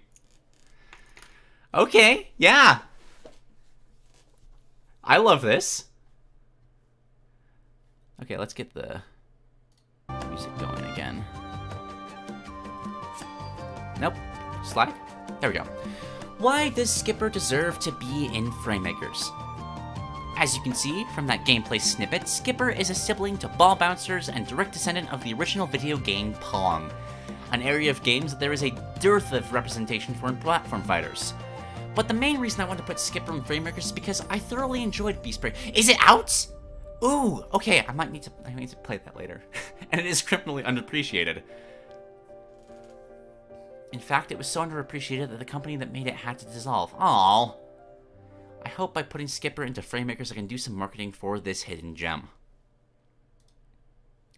Physical attributes. Size small, weight light, ground speed quick but not fast, airspeed fast, etc, etc. A matter of critical import, Skipper's passive. Skipper's passive ability creates a thin border around the stage when the match starts. The border's height is defined by the lowest platform to Skipper's double jump from the highest platform. The width is defined by the edges furthest from each other. Skipper and other players can walk, run, and jump through the border, and the projectiles pass through just fine. It sounds useless, but the purpose of this border will soon be made clear. Skipper's normal attacks are pretty straightforward, basic sword swings that get the job done. Though I would like to make sure that they use their shield in over half of the attacks since their shield is an important part of their toolset. For example, their up normal will be an uppercut using their shield. I didn't even post... You know, I'm not gonna... Actually, no, I will post the link for this. I will claim that this was a intentional choice not to post the link because it's hard to share these with slideshows, but I'll still share this for people that want to see it on their own, so they have the link available. Skipper has a unique problem as a platform fighter. Because they are so small and light, their aerials only do a tiny amount of knockback. And each time Skipper lands an aerial, they get sent hurtling away in the opposite direction. Newton's third law and all that. Here is where their passive comes back into play. As they're flying away from the foe, they just hit Skipper, readies their blade. They strike the border with an aerial, and then they bounce off of it. Thus, one of the quick ways to deal damage as a Skipper player is to position yourself and your foe such that you can quickly bounce from foe to border and back again. A bouncing combo is hard to maintain because even though Skipper's aerial knockback remains small even at higher percentages, because Skipper moves faster and faster with each bounce. That sounds fun! Skipper's aerials bounce off as you would expect them to. Forward airs let them navigate horizontally with up and down controlling the vertical axis. Their back and neutral air are extra weird though. Neutral air is the easiest to explain as Skipper summons a beast scale in front of them and shatters it with a spin attack that sends shards all around them. Skipper will bounce off the scale if they don't have any momentum. This move costs energy, and if they don't have enough, they will do the spin attack without the scale or a bounce. For their back air, they do a pommel strike. Think Ganondorf or Cloud, like their down smash. But all forward momentum gets turned into knockback. Thus, Skipper can build up momentum from bounces and turn around to perform their back air to send their opponents flying. However, this will be hard to pull off at the fast speeds they can get up to. Oh, hey, Harry Mason. Yeah, I was planning on bringing in that Wario concept for the first because I assumed there would be enough room for second submissions to get in. But it turns out a lot of new people showed up here, and I have to follow my rules here. I can't... Despite the fact that I adore that Wario moveset, I can't break the rules and allow people to get second submissions before people haven't gotten their first ones. Does that make sense? We'll get to the Wario moveset someday. Don't you worry. There's no way I'm letting that slide. But everyone gets a turn first. Throws. Skipper is more than a swordsman. Or mouse, though. I wanted to show off the projectiles they use in their games with a throw, since I couldn't figure out how to make those weapons fit in with the rest of their movesets. In Beastbreaker, the projectiles weapons Skip uses are the bow and throwing knives.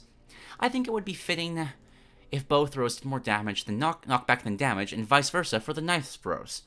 I'm not sure what these could look like, but I think it would be hilarious if Skip loaded their opponent into an oversized bow and shot them like an arrow. There's an interesting amount of just shooting everything we possibly can out of a bow in this stream, and I am all for it. Let's have more gimmicks with this. It's just...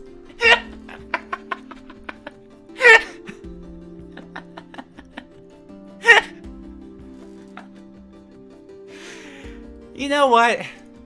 That's fair. Yeah, no, I deserve that.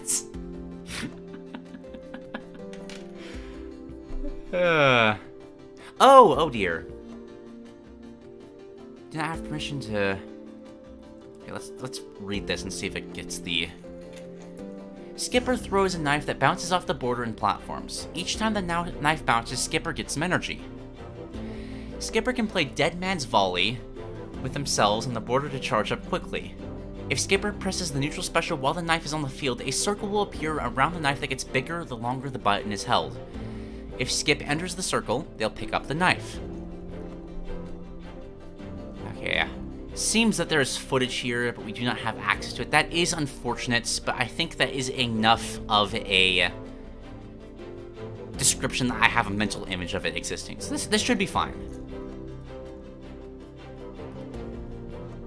Same problem. Okay, that's fine, it's fine. Up special, Skipper fires a volley of arrows that start aimed at the ground level and ends with a grapple arrow pointed steeply up. This can attach to the border. Okay. So it is like a... kind of like the special move for Hades' bow, where it shoots a barrage of arrows in a cone. And we got the side special, Concussive Blow. Skipper runs forward till they bounce off the border or scale from their neutral's air. Then they pull out their hammer and tear off like a rocket, striking for massive knockback the next time a button is pressed.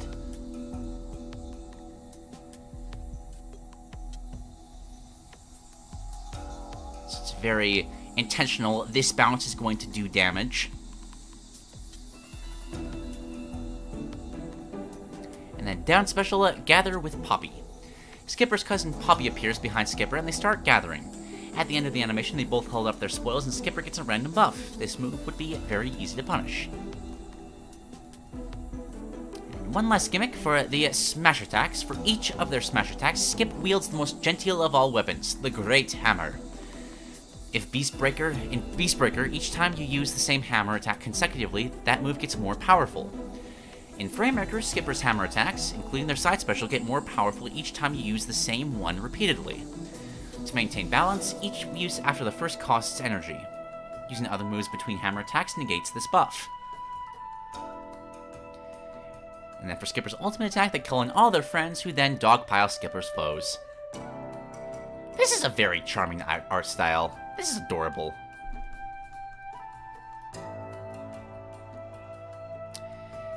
And then how I plan to make Skipper. The reason I titled this presentation the way I did is because I would like to use frame tools to make Skipper in Fraymakers a reality. Oh, dude, if you actually managed to make this a mod, please, like, just put in big letters on the next Peasants Perspective document. Like, hey, mod, check this out. I will buy Fraymakers and play the mod as part of your Peasants Perspective submission.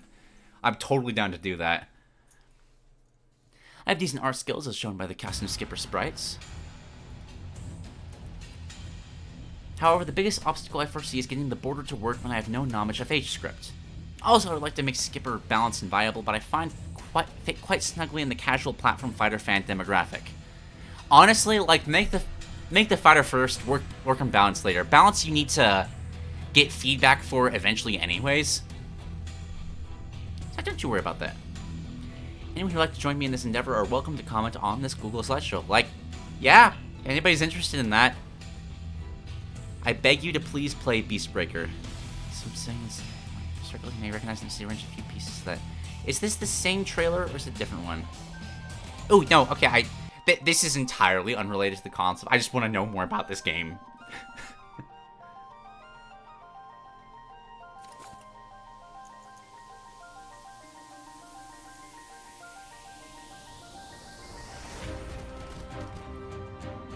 Oh, that looks so fun!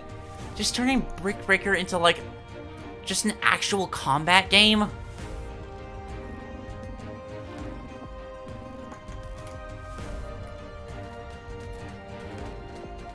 Like, look at that!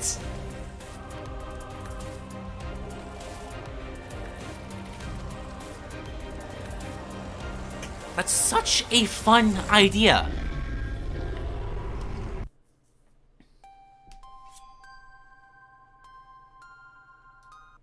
Yes, please. I want to play. Can I play? Please let me play. But alright. That was positively delightful. Hats off to you, my friend. You made this to advertise the game to others, Otto, and you completely succeeded there. I want to play that so badly.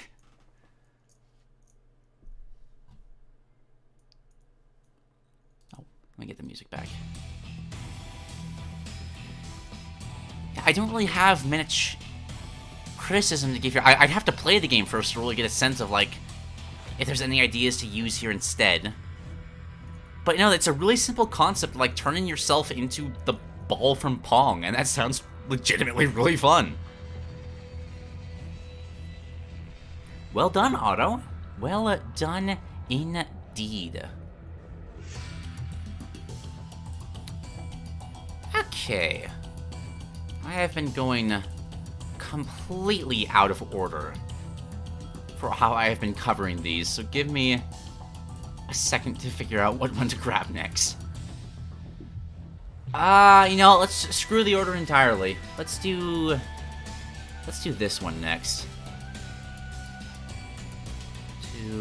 Boop, and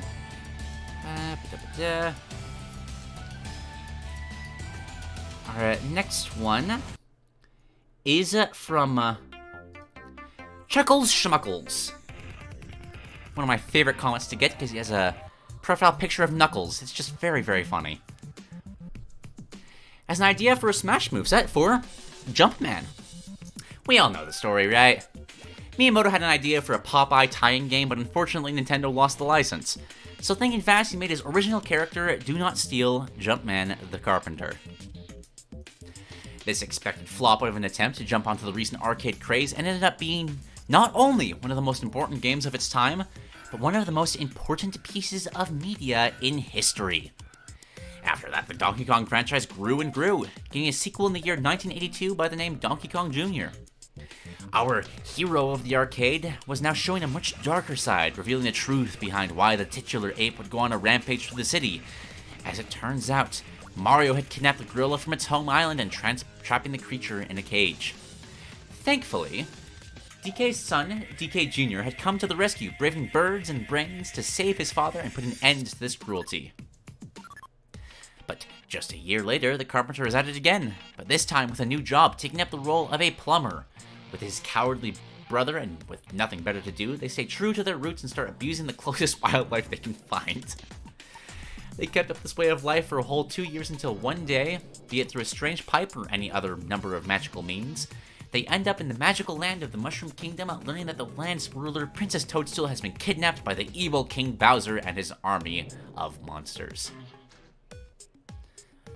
So, as the turtle stomping experts they are, the brothers took up this challenge and braved this unknown and dangerous land to rescue the princess, eventually making it to Bowser's castle and saving Peach. Let me remember to save this link.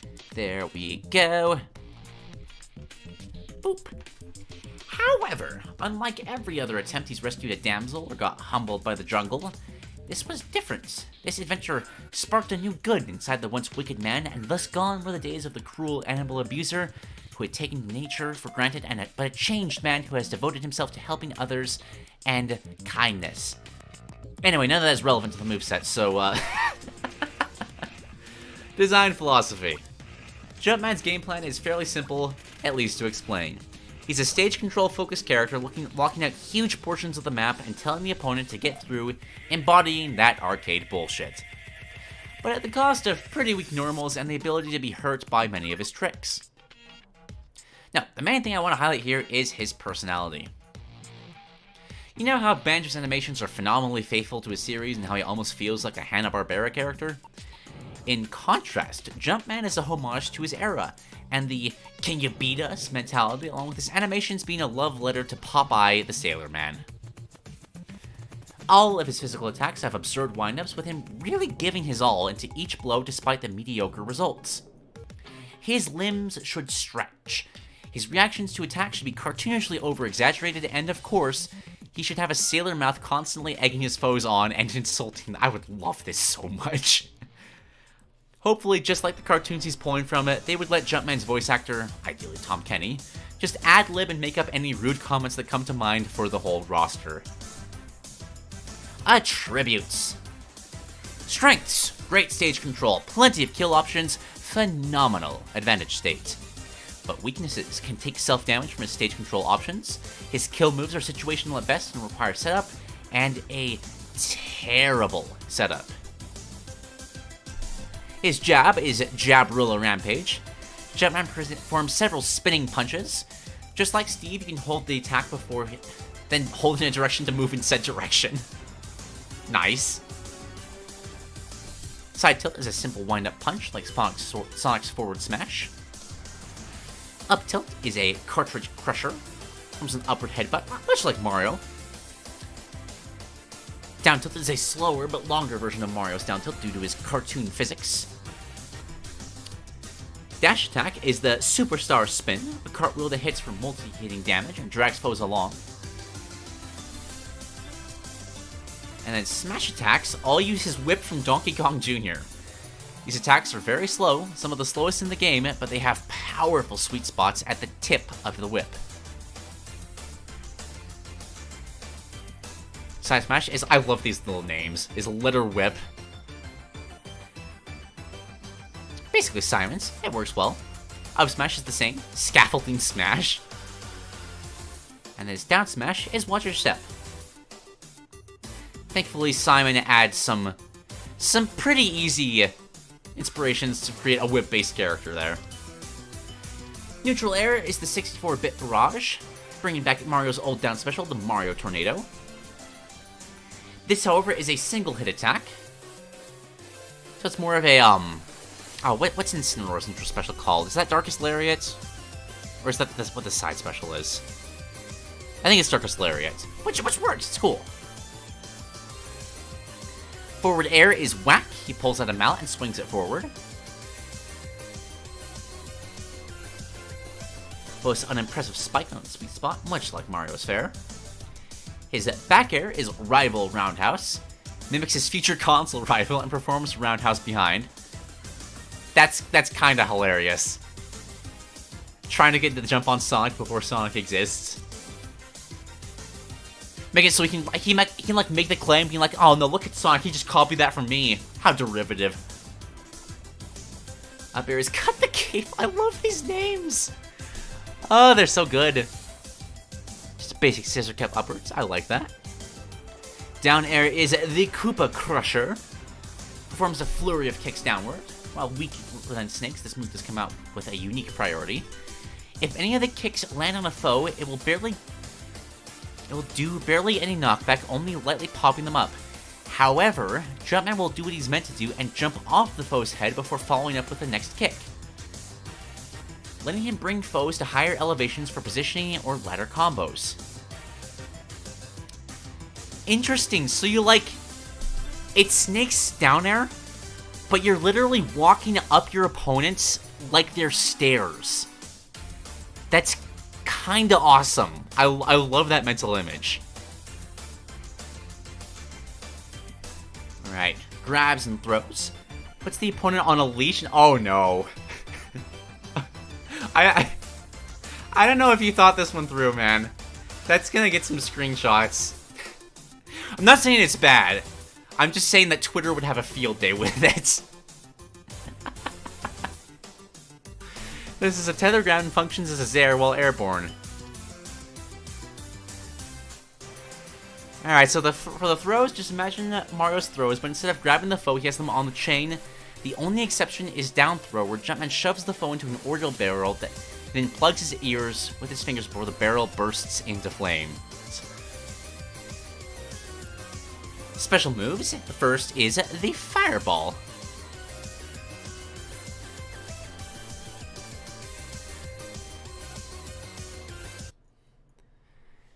Jumpman takes a page from his modern counterpart and tosses a fireball. Mario's intro special reflects the NES games, his big hit game, whereas Luigi's functions just like the green fireballs from the original Super Mario Bros. As such, I'll take this move's behavior from one of the first games in the series, being Wrecking Crew. Jumpman's fireball is a bit slower compared to the Bros, but is slightly stronger and travels in a bizarre waving arc, making it more of a stage control tool compared to Mario's combo starter and Luigi's pressure tool.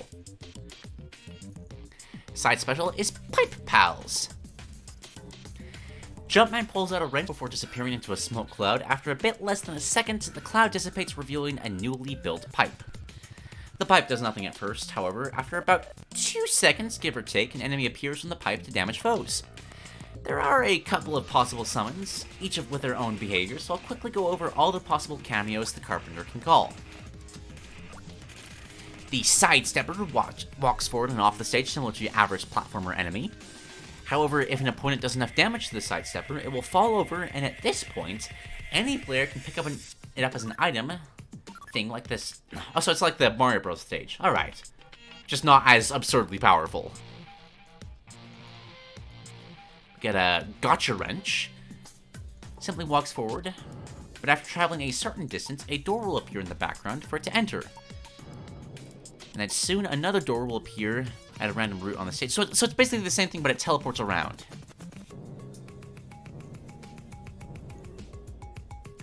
We got the Fireball as well. Much like the other two, the Fireball simply moves forward, though much slower than its fellow enemies. However, it does come with many advantages over the rest. Firstly, it's not only stronger than the other enemies, but when the opponent is hit, they will be inflicted with a damage over time effect. Not only that, but as a small extra, if the Fireball comes in contact with a ledge, it will turn around. Koopa is exactly what you expect. Walking it, he steps on it, curls into a shell, becomes a projectile, etc., etc.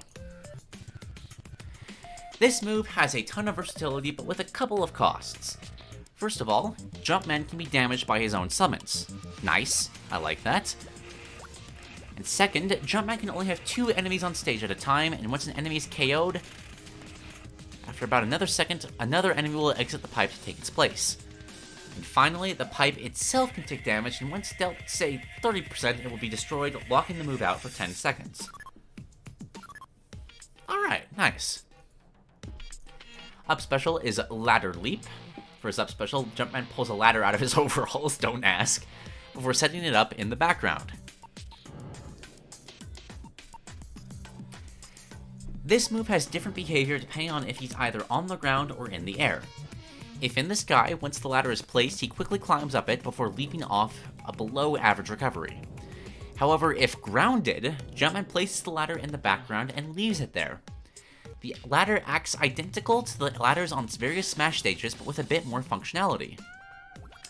This has always intrigued me. I wish ladders were more just anything in Super Smash Bros. They put in all the work to like make ladder attacks work in the game, and then they're only on like 3 stages.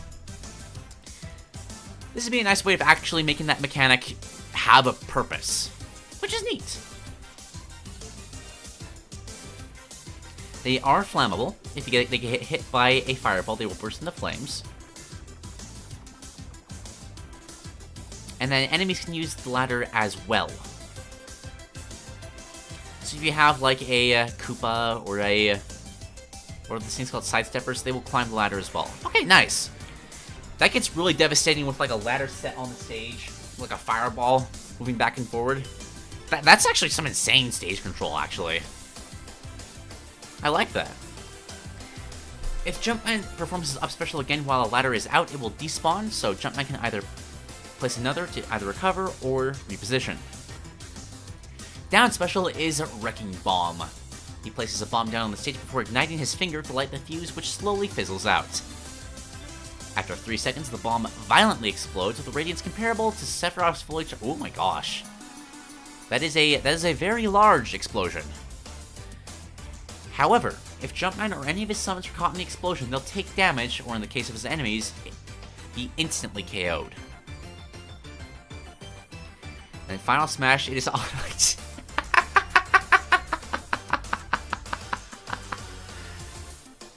Okay. That's great. He fully embraces his Popeye inspiration and pulls out a can labeled Mushroom before squeezing the can and launching the contents into his mouth. After this animation plays out, Jumpman's muscles will grow to a comical degree in an animation reminiscent of receiving a power-up in the original Super Mario Bros. Before he pulls out the hammer from Donkey Kong and swings it forward. If this attack lands, the foe will be sent into a cinematic. The opponent is sent to the iconic Donkey Kong scaffolding as Jumpman appears behind the foe and begins running forward while smacking the foe with his hammer, racking up damage and inching the foe closer and closer to the top of the building. Once Jumpman brings the foe to the final floor, they will be in a daze as the plumber dashes around the scaffolding, setting up explosives. The camera then cuts to the outside the building as we see Jumpman running from the building. He pulls out a pump and launches into space. That's so fun. I love this. We got the colors, just skim through this really quickly. Got the basic, the green from the original arcade game. Mario, because duh. Luigi, because duh. Got Mario's original NES game look. We got the original Super Mario Brothers. We got a Pauline Pink, and we got 4-Man Spike. Flickers in like at the start of an arcade game for his intro. Kirby gets Jumpman's hat.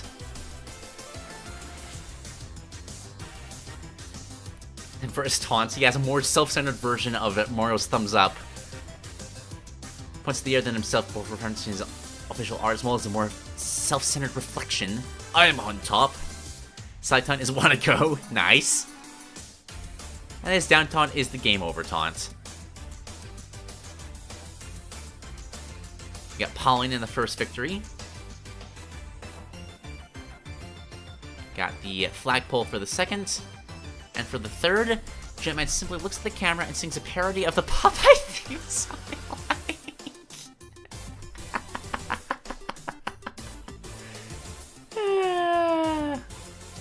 That's dumb. I love that. And Jumpman stays to take on the classic Donkey Kong location, but not utter trash. It's pretty simple, just a simple platform, with the one weird thing being the two interactable ladders. However, once hazards are turned on, things get much more chaotic. Donkey Kong tosses barrels at the stage, spiking any unlucky spiking any unlucky off-stage players.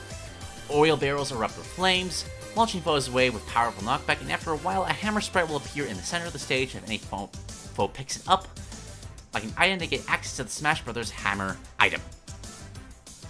Now, they won't be all active at once, only one at a time, but it's still a very chaotic stage. That's all, folks. This is great. And, like, someone would be like, oh, we can't have another Mario here, but, like, is this really even Mario anymore? Like, I feel like this is such a larger deviation when compared to, say, like, Young Link and Regular Link, or even Toon Link or Regular Link. These are such different chapters of Mario's life that they are essentially completely different characters. And making it a reference to Popeye is just... oh, that's so good. It's such a fun way of celebrating this classic era of arcades, which I think, apart from like the cranky moveset we saw, imagine this got in along with the cranky moveset we saw a few episodes back. That'd be so good.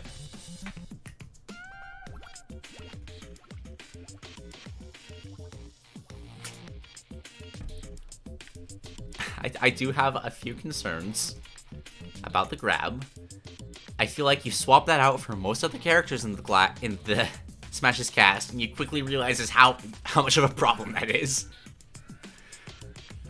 But even then, I mean, that's basically free marketing. I don't know how much people would freak out about that. So yeah, fine, we'll take it.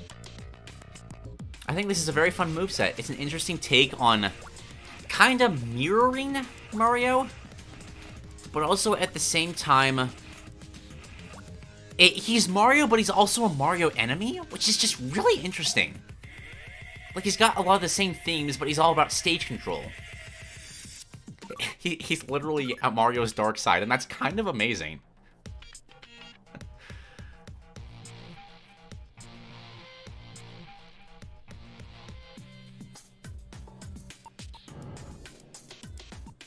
Yeah, I got nothing else to say. Well done, Chuckles. I always enjoy getting at your comments. Okay, I think... one second, I think Akonu got back, right? You did! Excellent! Okay, you can finally do theirs now. So, for our next idea... this was technically the second one I wanted to do. Let's jump over to... where did I put that link? There we go. From Akonu, we just have a small idea for changing up Robin. There's been quite a lot of Fire Emblem stuff in recent episodes. I'd say that's interesting, but I also completely get it. When you have a series that feels like is underperforming in Smash Bros., it only makes sense that people would gravitate to ideas towards it to want to make it better. Hello, Duke. Hello. Hope you and those watching the stream are having a great day. You can call me Akonu. I have a lot of wacky ideas for ways to redesign characters in Smash Bros. In a way that I feel is better. My first candidate is Robin, which in my mind kind of flops the tactician side of things with the over-reliance on Arc Fire and Levin Sword, as well as playing more or less very campy. Now, me and my close friend play Smash competitively, so when I asked him, he just said that if it's a problem, why don't I just propose nerfs, tweaks, simple changes, and the like. I wish my brain functioned like that. When I see a problem with the character, I instead take it as an opportunity to reinvent or drastically change the character with my vision because that's simply more fun to me. But today, I'm only going to be focused on the spells. I haven't played Awakening, and I'm not familiar with the older Fire Emblem games. I've only played Fire Emblem Three Houses and Fire Emblem Warriors Three Hopes, so I expect these spells to line up with animations from the source material, but I did try my best with what I read on Robin's wiki page. The Spellbook mechanic. How this functions in the simplest way possible is that you can open up a menu to change your up special, side special, and or neutral special, having 3 different spells to choose from each. Like with his current Smash moveset, all the spells take durability from the wind, lightning, and fire tomes. When Robin presses the down B, he will pull out his book and start flipping through the pages. When he does this, the center column will appear in front of Robin, or maybe in front of his UI. I'm not sure which is better. Oh, okay, I'm picturing this. It's kind of like a vertical slot machine kind of deal. The 3 in the center would be the ones that are visible. You can move either to the side to get to the other ones here. In this case, the player can only see Arcwind, L Thunder, and L Fire, and the arrows on the sides of each one. Maybe have the spells on the sides be leaking and faded so that a new player has a better chance to understand that they can switch spells. Something like Hero's Menu has a cursor, but given that we already have the arrows, it might get a little confusing, so we'll take a different approach and just make the spell being selected instead highlighted brightly in the appropriate... Oh my gosh, I'm really feeling the English right now. Instead highlighted brightly in the appropriate color. There we go. Okay. Once the menu is up, you can use your L stick to navigate the menu and select the spells you wish to use. You can jump or shield cancel to drop the menu. You can also use the attack button or R stick to attack with the spell that your highlighted cursor is over. Hopefully I explained it alright, but now we're going to look at each spell individually. L1 is changed to more of a horizontal recovery that does not put him into free fall. Arcwind is a chargeable recovery. Robin will begin to pull air around him in a small vortex below his feet, the pulled air having multiple hitboxes, dragging opponents into the vortex. Once the spell is fully charged, or if Robin lets go of B, the vortex will burst and send Robin high upward. Opponents are sent straight up if they are hit by the spell. So very much kind of like Heroes... is it Whoosh? I think it's Whoosh. I like it. Then Foresty is a wind spell that stays put and has an active wind box and lasts for a long time. The wind box will only affect opponents if they are in hit stun, to prevent possible broken, annoying interactions. You can knock them into the spell for an earlier KO, but you'll have to make a setup. This is the only wind spell that is useless as a recovery tool. Part of me thinks it would also be a neat idea if it sped up or slowed down projectiles, but I'll leave that up for you guys to discuss. So I'm picturing this as like a small cyclone that you just place on the stage. And I do think that would be neat if it sped up or slowed down projectiles. And which is especially interesting when you only take into account that it's only damaging if people are in hit stun.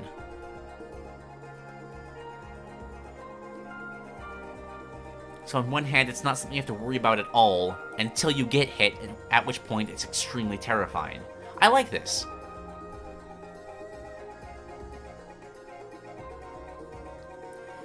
Fire is a basic spell that does no knockback, does a good deal of tick damage over a long time. Functionally like Joker's side B, but more visually like Hero's no charge neutral B. Okay. Arcfire got nerfed somehow, so I just definitely feel more like a patch note. I don't mind the role it plays in Robin's kit as a combo starter, but as it is right now, it's way too safe. I would probably nerf the speed of the move overall, making it less centralizing than the neutral. I'm still lost, so I don't think Arcfire necessarily needs a nerf. The problem is more that it's really the only... Well, not really the only, but one of the only reliable moves that Robin has, which causes it to be heavily over-relied upon. I think if Robin had other tools to use, Arcfire wouldn't feel nearly as bad.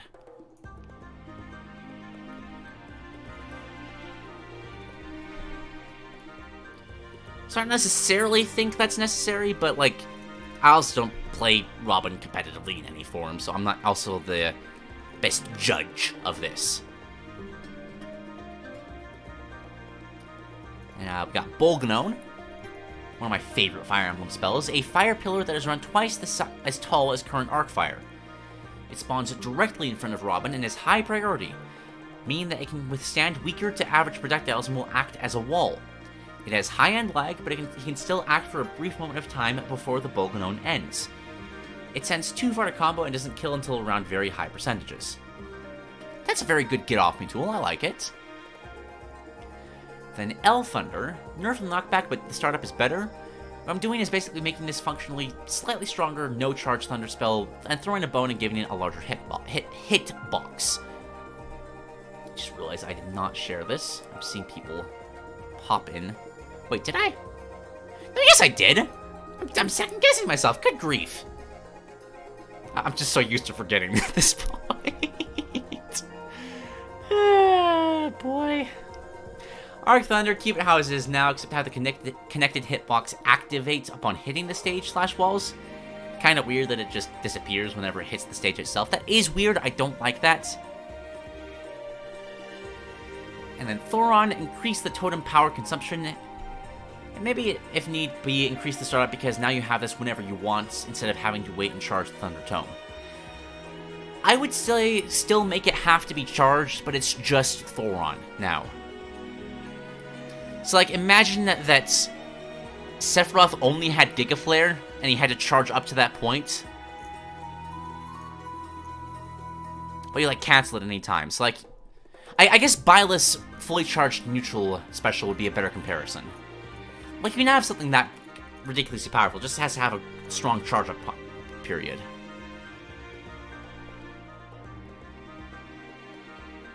And Nosferatu's back. And Robin's throws, moving it to the down throw. It makes the move worse because you can't use it in the air. I can't think of a better way to go about this. If you don't agree with this take, that's fine. Just be aware that technically the spell shouldn't even be in Robin's moveset since he can't even... That is not necessarily true. You can swap Robin to be a dark magic user, because that's what I always did. I love dark magic and Fire Emblem. But I do agree that it's not necessarily needed for Robin's movesets. Thank you all for listening. Hope you guys enjoyed my rambles on a character I don't even play. I just think they're super sick. And am I familiar with Valorant? I am not. But I do enjoy reading concepts for games I have no idea about because it's just a fascinating way of reading into them. He's got some Smash Brothers designs to recrafting right now. From Aster, Lincoln Smash Brothers, Shez, Glacier, Barrier, and Byleth rework. Interesting. I like this quite a lot. Robin is a character that I feel like any additional option added to the game, to Robin's moveset, is a good option to use. I feel like Robin should be the character that you're constantly juggling as many things as possible.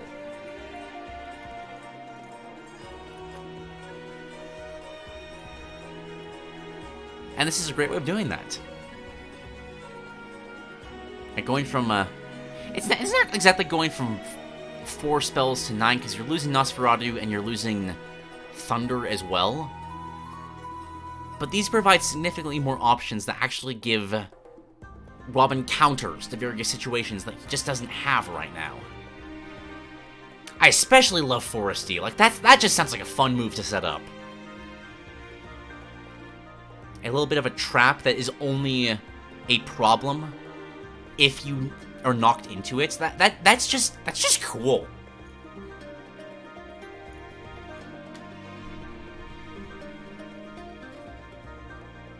Yeah, it's a short and sweet one. I like it a lot. I can't wait. I am curious how this works in regards to the durability of Robin's tomes. Like, do each individual one of these... Oh, wait, no, right here. Like, well, I'll let you take your away from the wind, fire, light. So they're not shared. It's not, you have an Elwind meter, you have an Arcwind meter, and you have a Foresty meter. You have one wind tome meter, and once that's gone, you have no access to any of them. Okay, that's interesting. Yeah, not much more to say. I enjoyed it immensely. Well done, Akonu. Well done, Indeed.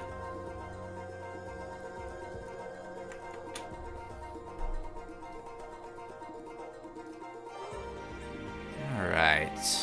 What shall we do next? Doo-ba-doo-ba-doo. We did Ditto Master's Anna. We did Akonu's Robin. Let's grab this one. Hilariously, another repeat from last time.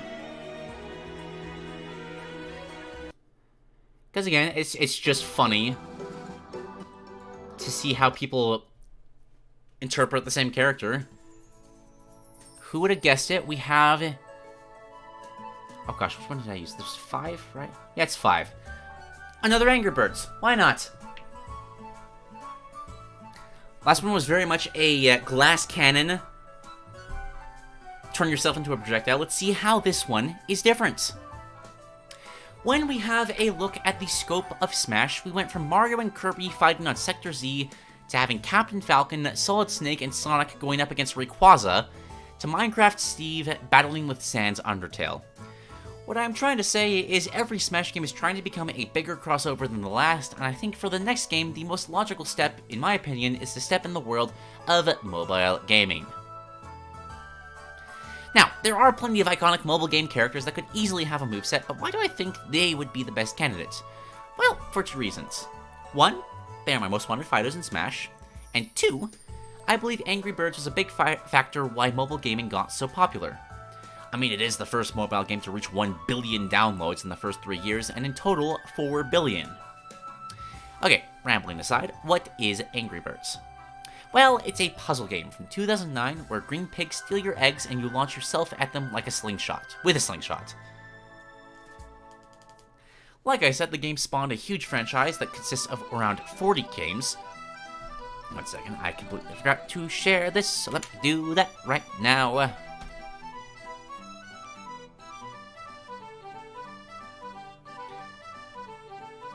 And before we get to anything... Wait, sorry. Like I said, the game spawned a huge franchise that consists of around 40 games, so many collabs, and 2 movies that don't suck, and is currently the movie that makes... I love that kind of sell from... Yeah, these movies exist, they don't suck. 10 out of 10 pitch. Also, before we get to anything, I must say that I will be referring to this character as Red, leader of the flock and the bird you often start with. This will be a mix of a lot of birds from the series, and Red will be using the powers even though he can't canonically use them. I did see a lot of people have Red turn into these birds, but that is unnecessary confusing and too hard to animate. I prefer him just using their abilities. I know you have criticized Ness for doing the exact same thing, but Angry Birds is a puzzle game that has one image as its entire story instead of an RPG that is very story and character focused. I would argue that it's not necessarily hard to animate, but it's kind of inconsequential in the first place. It works either way. Nobody's gonna look at Red and be like, oh gosh, he used the thing that the yellow bird used instead, that's not right. Red has plenty of redesigns from the movies, to the games, to the cartoons. What the hell is that one? Oh, this design doesn't exist. Okay. Please don't give me anthropomorphic Red. No, thank you. I decided to go with the classic design. Even though I like the movie design, unlike most Angry Birds fans, that's probably the most likely one they will use. The classic one is just way too iconic, and it would work better with the moveset I have in mind. Because he doesn't have arms, he will grab with his invisible arms, like in Angry Birds Toons. The items will be very close to him, but to not give newcomers to not give newcomers to the series implications that Red has some psychic powers. The VeggieTales approach, I approve. But somebody thinking that Red is a stronger psychic than Mewtwo is both hilarious and very sad. You know, if Mewtwo just didn't suck in the game, that might not be a problem. Ah, well. Overall, when it comes to Angry Birds, there are 2 elements very important in every game, and at least one of them is present in the game, unless that game is a ripoff of some other mobile game. Using the right bird for the right situation. This means that he'll be a mix-up character that thoughtfully uses attacks when it is right. And then absolute destruction and mayhem. You want to truly feel the amount of damage you have caused to the pigs for stealing your eggs and being horrible architects. But seriously, somebody should get fired, but given that only a few pigs in the town can read, this might be revolutionary. That is why he would also be an aggressive glass cannon. We got some stats here. Just gonna leave these on screen for a second. Size of Kirby, weight of Zelda, airspeed of DK. I generally try not to dwell on these too long because it's hard to visualize all combined on one character. Normal. You'll have a one-hit jab where he picks you like a woodpecker. Stat-wise, it is exactly like Pikachu's. That's kind of hilarious, though. Just picture an angry bird just on ledge, just rapidly just mashing the A button. That's funny. Dash attack, you will ride a plank from AB Racing and have it active for around 30 frames. This game only has an alpha, but will be out when Smash 6 comes out. You can also run over ledges, and DK's dash attack should too. Yes! You get it, you're right. Also, when you drop off the ledge, you start flipping until you touch the ground. Again, just an animation quirk. Side tilt is a classic... I love Doodle so much! Just a larger version of the jab. Then up tilt is just a short jump, very angrily. Very much just a headbutt upwards. Down tilt is a roll forward like DDD. I approve. It's one of my favorite moves in the game, that roll. Up smash is basically Kirby's up smash, but with a beak instead of a foot. It deals more damage, but it is shooter ranged. He attacks with his beak instead of the foot. Side smash. Red bonks an opponent, dealing good damage and knockback, but having a bit of end lag and short range. This is based off of the tackle from the Angry Birds 2 trailer art, but could also be a reference to the shoulder bash from Angry Birds Evolution. Down smash jumps in the air, stalls in the air for a bit, and falls to the ground, crushing a fly in the process and causing a mini earthquake. This is a triple reference to Terrence's cousin, Tony, who looks like he's straight from DeviantArt, his hatred for flies, and the Birdquake power-up. It has great range, amazing damage if you're close enough, but bad mid-lag. Red will send some smaller clouds on the ground to deal good knockback, but bad damage. So kind of a miniature DDD up special is what I'm picturing.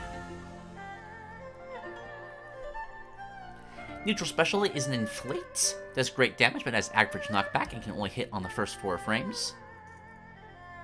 Forward air is a scream, making a shockwave forward. Nice. Deals next to no damage and incredible knockback. Up air bites upwards 3 times, like a baby bird trying to get the meal from its mother. Front to up, back up, straight up. It's a good combo starter and a combo extender. And then the back air, he starts going backwards like a boomerang, which is an ability Hal can use. So many names. I'm getting deep into like the Angry Birds characterizations here. After 0.5 seconds, you can cancel the move, but you can still move this way until you touch something. Interesting. I like forward and back arrows that kind of affect your movements. They're just fun to use. Down air uses Silver's move and starts looping, then diving. This move cannot be cancelled, and if you activate it under the blast zone, you are KO'd. That is, unless you hit someone with it, and you bounce if you are diving and spike an opponent, or the move would get cancelled if you hit someone while you are looping. Interesting. Then we got the grabs. Red grabs you with his beak. He bites you with his teeth as his pummel? Goodness gracious. Yes, Angry Birds do have teeth. I've never thought about that until that was pointed out, but now that I'm seeing it right there, it's gonna bug me forever. Why? You have beaks. Alright, all you little pigs and birds out there. I am skipping this song because I can't stand trying to talk over lyrics. 1 second, there we go. For the forward and back throw, he launches the opponent with a slingshot, dealing low damage but good knockback. Down throw, Terrence, aka the biggest bird, shows up and crushes the opponent, dealing humongous damage and knockback, but having some of the worst end lag out of every single one of his moveset. And for his up throw, Stella shows up to put the opponent in a bubble, and they will be floating up until they mash out of the bubble and taking damage while in it. Also deals more damage to characters that are hurt by water. That's funny. I like that. Alright, and of course, neutral special, it's gotta be the slingshot. I can't imagine an Angry Birds moveset without that being the case. When you press B, he can aim himself at any angle, with dealing great damage and knockback, but if he misses, he will suffer tripping levels of end lag. When you press B again, he'll be surrounded by the blues, who will deal small flinching damage and have a bit of water resistance. Interesting. Also, the aerials can cancel the slingshot. In short, spamming this move and fighting someone with a counter is a lost cause, and the slingshot will fall quickly if you activate it in the air. Also, when you hit someone with red's neutral B, a green 5000 will appear to reference the scoring system. That's a nice, fun touch. I like that. For his side special, he will use Chuck's ability to go fast. The move kind of functions like Jigglypuff's rollout, but it will be instant, a bit weaker, faster, and be long just enough to go through half a battlefield. When used after being launched out of the slingshot, it will launch you depending on the angle you are. The move also has a bit of fire resistance. I'm curious if these are actual resistances the birds have, and I'm assuming they are. Just an interesting way of having very specific good matchups against very specific characters. And for his up special, you use the power of the white bird Matilda. That will function a bit like similar to Bowser Jr. When you activate it, he will drop an egg below him and go up diagonally. The egg falls fast until it hits the stage or a player. Also, maybe make the egg have an antenna on top of it, like an Angry Bird Space Nut, to give weird implications as up to the egg to fate. And then for the down special, he uses Bomb's ability to explode. He will deal insane damage and knockback, but will damage himself in the process. He will also have a bit of grass resistance, but like the other two that have a resistance to something, it will be more of a small reference rather than a big part of the moveset. How often would that even come into play? A grass resistance? Like Ivysaur, obviously, but is there anything else? I guess Leaf Blade? And I think that might be it. And then for the final smash, it is a 3-part final smash, where your slingshot is on the left of the screen. First, you will launch Melody, who can rotate with a joystick in one direction to suck up something and spin it in a different direction. Technically, she is an ordinary as the rest of the birds, but she is an OP as heck, so I will allow it. Then you can launch the Wingman, who deals incredible damage but small knockback. And of course, as a last-ditch effort, you can launch Tuna for the Mighty Eagle. I love these doodles. When you activate it, you can fire a can of tuna and the Mighty Eagle will grab it. Anyone hit by him will deal massive damage and knockback. So it's kind of like a... snake Final Smash kind of deal. It's not cinematic, it's more just you become a turret for a bit, which you then fire a couple of shots. Got a couple of alternative colors here. Very nice. Intro is just launching himself onto the stage. His taunt is him screaming. Side taunt is him guarding the eggs. And down taunt is Red cursing. I think it would be hilarious if out of the entirety of Smash Bros. Roster, with mature characters like Bayonetta, like Kazuya, all that, Red was the only character that actually swore. I think that would be absolutely hilarious. And then victory animation-wise, first is just Pig standing on a building and Red completely destroying it. Second is all the birds celebrating together. And the third is just them being happy around the eggs. Lovely. Got a bunch of music as well. Ooh, okay, I'm gonna skip over the music and the classic mode. But items, I like when people add items. Not many people consider that. So a power potion, first debuted in Angry Birds Friends and then later in other Angry Birds games. This power-up makes one of your birds slightly bigger but much stronger. But isn't that what the mushroom does? How could this be any different? Well, you see, dear reader, it won't work like that because it won't power you entirely. It will only power your next move. After you grab it, you can press A. When you press A, you can make your move 3 times stronger than usual. Interesting. Alright. It is a... What is the hero augment thing? Psych Up. It's Psych Up for everybody. I like it. And the assist trophy is Icebird. Icebird is a character from Angry Birds Space. He is an alien capable of freezing anything he touches, and helps Red and the flock with getting their eggs back and his as well. Damn, a fan favorite. Don't know why. I just think he's decent. And Rovio loves bringing him back for some cheap cameos. When he shows up, he will launch himself with the slingshot, which acts like Red's neutral special without the blues, and when he is launched, he freezes the closest opponent but deals next to no damage and no knockback. This is fairly accurate, given that he is the bird that can't really destroy structures, but rather weaken them so the other birds can destroy them. I like it. Nice. And the stage... Yes, please. Just put both... Just have both New Pork Cities in there. That would be so funny. Got a little layout right here. Oh my gosh, hold on. Wait.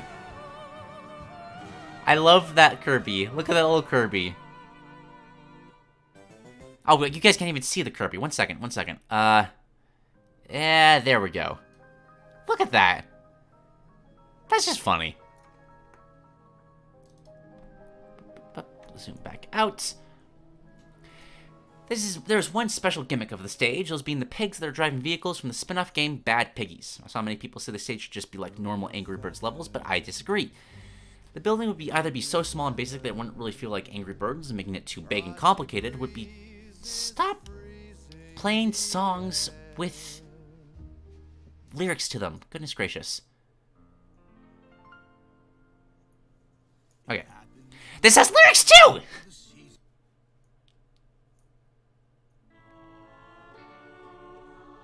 There we go. Okay, there we go. Nice and relaxing. Where was I? And make it too big and complicated would be way too annoying to traverse from one part of the stage to the next. Plus, this idea sounds way cooler.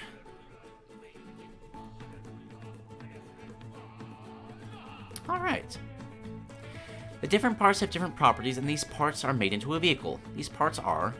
Pig. Once the wooden box the pig is in is destroyed, the pig can be launched like a soccer ball once it touches anything and dies. Wooden frame. Ties the vehicle together. So they're talking about these floating things up above the stage, I believe. Ties the vehicle together, has 30% health, can be stood on. Iron frame has 50% health.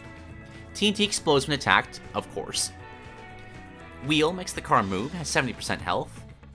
Balloon makes the vehicle float and has 20% health. Propeller makes the vehicle go forward when in the air. So this is like an actual vehicle that you can like blow up. That's kind of fun, actually. I kind of love that. Then the slingshot has 150 health, can only fall down when the box underneath it is destroyed, can't be launched, and opponents can launch themselves at each other like Red's neutral B without the blues. I remember that being part of the other Angry Birds. I'm actually going to double check really quick. Just who made that one? I want to credit properly.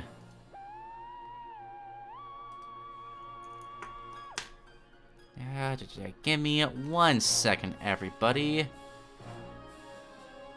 I know it was somewhere. So I have a list of everybody's ideas. We have had 44 different people submit ideas to this. Just a fun statistic right there.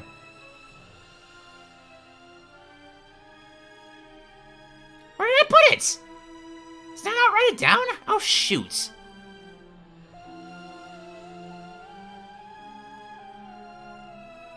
Well, if somebody remembers, please add it to the chat. I would appreciate that immensely, because I need to look back through my documents and make sure that I'm keeping track of everything properly.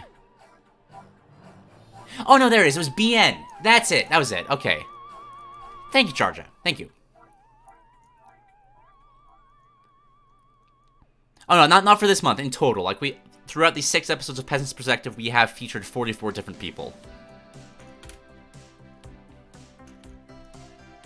Okay, where was I?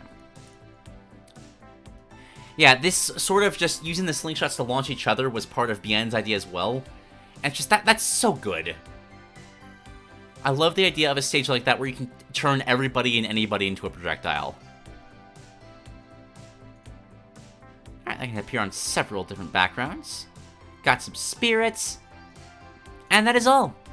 This was very hard to make, but it was pretty fun. I've done everything I set out to do, and even though it seemed absolutely impossible, it was more than worth it given I talked about my childhood franchise and an idea I wanted for a few years. While it is sad that you can't play them officially anymore because Rovio is a very incompetent company, you can still install them on the internet if you want to try them out for the first time. While I did see some similarities between my ideas and the other creators' ideas, I still think it is a decently unique take on the character. Hopefully you enjoyed my jokes that are more unfunny than the average response. Now give yourself some credit, man! And information more useless than the Blues and Angry Birds 2 and the King Sling from the Angry Bird Classic combined. Thank you so much for reading this. Not at all, not at all. I think these two movesets are... They have more similarities than the Anna ones we've seen, but I think they take very distinct paths. Peasants was more focused around the idea of the gameplay itself of Angry Birds, whereas this was more focused on Red as like an actual living entity. If that makes any sense. This leans more into like the outright aggression and just, well, frankly, violence of Angry Birds. Whereas Peasants was more focused on the actual, like, gameplay of it. Which makes it all the more fascinating, seeing, like, how two movesets focus on a very, comparably simple character. Both landed on some of the same ideas, but also branched out for very different ones. Which I enjoy. I also love the doodles. I will never, ever get sick of doodles. I forgot the golden... Oh, did I miss something from the stage? Sorry, 1 second. Oh, whoops. Appears once in a minute. If touched, you can fight the Ace Golden Spirit and Red Spirit board. Or there will be a sign that says that so players know that the egg will appear. Interesting! Oh, what's that? There is a... Oh god, I can't remember the game of it. I won't bother, I can't remember the name of it. Well, that's interesting. So you can actually, like... Mid-battle, you can summon a boss... Like, voluntarily summon a boss for everyone else to fight. That feels like a way better way of doing things like the Yellow Devil or Metal Face on Gower Plains or Ridley from Pyrosphere. By making it an option that players can choose to deal with. Like, just kind of embrace the chaos to hope to come out on top of it. That's really cool. I actually really love that. That might be my favorite idea from this whole thing. That would be such a nice way of improving just stage bosses in general. But yeah, this was great fun. Thank you very much, Lukkak. That was a delight to read. I enjoyed your doodles immensely. Right. Next up, let's see. Sorry, I've already forgotten which ones we've covered. We have done Ditto's Anna. We have done Akonu's Robin. We have done Nando's New Super Mario Bros. We've done Lukkak's Angry Birds. We've done SockPuppet Otto's Skipper. We've done Chuckles' Jumpman. Which leaves only 2 left. I think I'm going to grab this one next. This one is interesting because this is for a completely original game idea from Skycrafter. I believe this is my 3rd idea? Yeah. Called Project Pancake. Concept Reenchanted. A long time ago, I'd periodically come up with concepts for a game. These little concepts snowballed into something so large I just had to develop it into a complete concept. And, as luck would have it, I happened to be in what is currently the Super Smash Bros. Discord server, allowing the perfect outlet for me to share it. I, who was much more childish and immature at the time, was given an overwhelmingly amount of support for the idea for my little baby brain to handle, and got it a bit in over my head. Happens to the best of us, don't worry. Wanting to develop it into a fully fledged game immediately. couple people, as well as a friend I was very close with at the time, helped a bit, but things eventually slowed down as motivation was lost. We were in no shape or form to really make a game, and thus the concept aged untouched, yet still remembered by me. I had still occasionally thought about the game, the concept itself, and the protagonist of it. I had a bit of an urge to try it again, perhaps. I had made a few concept art images of certain locations of the game, and even tried a few times to actually make a complete design of the protagonist. It was an itch in my mind that came back every once in a while. And with the announcement of Peasant's perspective coming back, that itch came back once again. And I knew what to do. Welcome to Pancake, a concept brought back from the grave to better reflect how we, both me and the reader, have grown since it was first posted in September of 2020. What is Pancake? That's a good question. I should probably share the link so everybody else can see it. Pancake, a temporary title, is a beat-em-up/platformer game, not unlike that of the recent... Don't hurt. Those air quotes generally cause a bit of heartbreak in my heart. I want you to realize how much that hurt. 2D Rayman games or Mega Man, with fluid and smooth motion similar to the former. Using your elemental blade, fight and get to the end of the level to beat it. Simple as that. Maybe there's a boss in a couple of them, find that out for yourself. Travel the land, find your lost sister, beat the game, good job, have a pat on the back. You deserve it. Maybe even a glass of chocolate milk too. Want to learn about the plots? Well, you won't because I can't make plots, but I have a plot section anyway. Now, I'll admit, I'm not the perfect plot person, even proposing a permanent project named besides Pancake for food punishing. But that, oh my gosh, that amount of alliteration, I'm gonna try that again. Even proposing a permanent project named besides Pancake Nope. Pancake proved punishing. Peers probably, oh my gosh, it's even longer. No! Peers probably perceive it passable, but from this instance perspective, perfect planning probably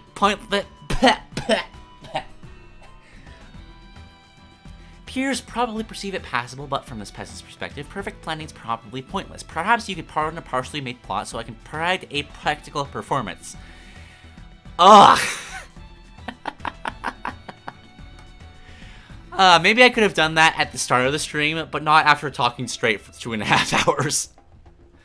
So this world has magic. Sam is who you play as, and he needs to save his sister because she went missing, like you already know. Oh no, he already looks like this. But story schmore, you can't get your veggies. If you can't get your veggies, you can at least make up for it with extra fruit and vegetable vitamins. A rough sketch of a story isn't that much of an impact if you've got extra gameplay details to get you through, so why don't we dive into that?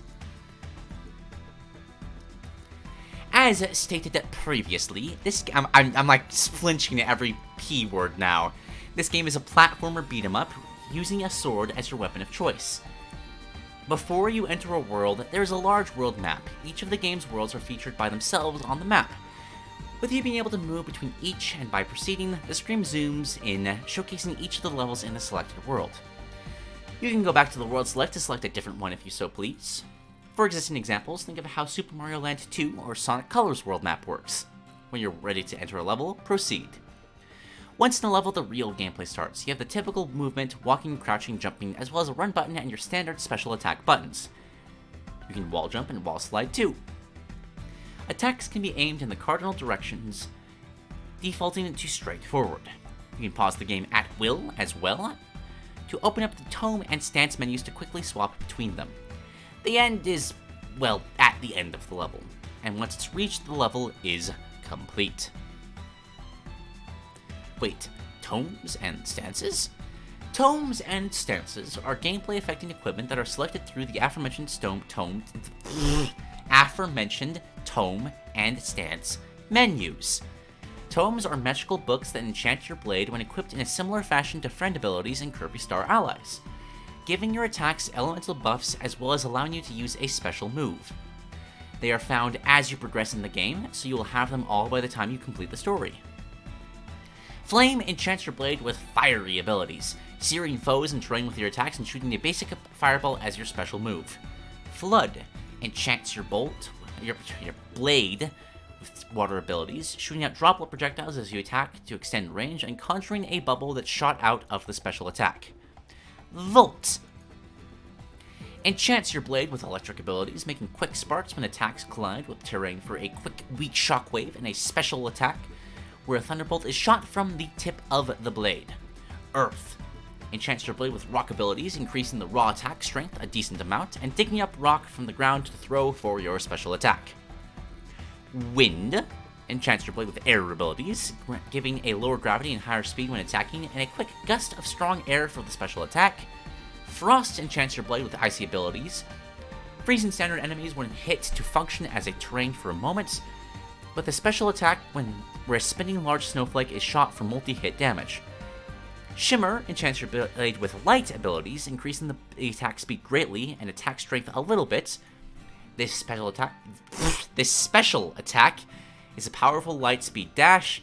Shadow enchants your blade with darkness abilities, giving attack strong damage over time, with the special attack being a quick burst of shadowy energy. That was a lot, but we got through them all. Alright, stances, on the other hand, change up your moveset directly by providing unique methods of attacking. They also grant you a special move, which overrides that of the tome currently equipped, if one is, with a tone enhancing the stance's special move with more special effects. Stances are relatively hidden, not exactly secret things, but they aren't given to you just by progressing in the game. Standard is standard, duh. Pierce uses stabs instead of slashes, impaling your enemies with your attacks. Special attack is just a stronger stab, which actually recoils you if it hits terrain, allowing for interesting movement and literally stabs standard enemies, having them stuck to your blade like a marshmallow on a stick. That's always fun. That's some Kirby Beetle stuff right there. Oh yeah, it's literally the beetle. Afterwards it launches them as your own projectiles to hit enemies. Revolution spins, spinning slashes. Launch throws the blade in its desired direction, gliding through the air like a javelin and stabbing its terrain where it lands. For the special attack, the blade is thrown so that it instead spins in the air like a buzzsaw, bouncing off terrain. Inputting either attack while the blade is already thrown, brings it, oh my gosh, hold on, brings it back to you. There we go. We're starting to hit that point of the stream where I'm running out of steam, but I'll get through this, I promise. Barrier holds the blade in a protective stance. Its special attack is a counter when no tome is activated, using a strong counter attack if hit while it is active. When a tome is activated, it becomes a burst of magical energy using the corresponding element surrounding you completely. And then mount is more of a secret for the purpose of a fun stance. Mount your blade like a hoverboard and go off ramming and bouncing off enemies. That sounds fun. Its standard attack is just a cool trick, and the special attack is a speed boost in the direction you are facing. Only one tome and one stance can be active at a time. So depending on how quickly you're able to swap between these, I could see this being a very simple but incredibly deep game. Like, 2D games are arguably the easiest to design mechanics for because you're just working with the least amount of space possible.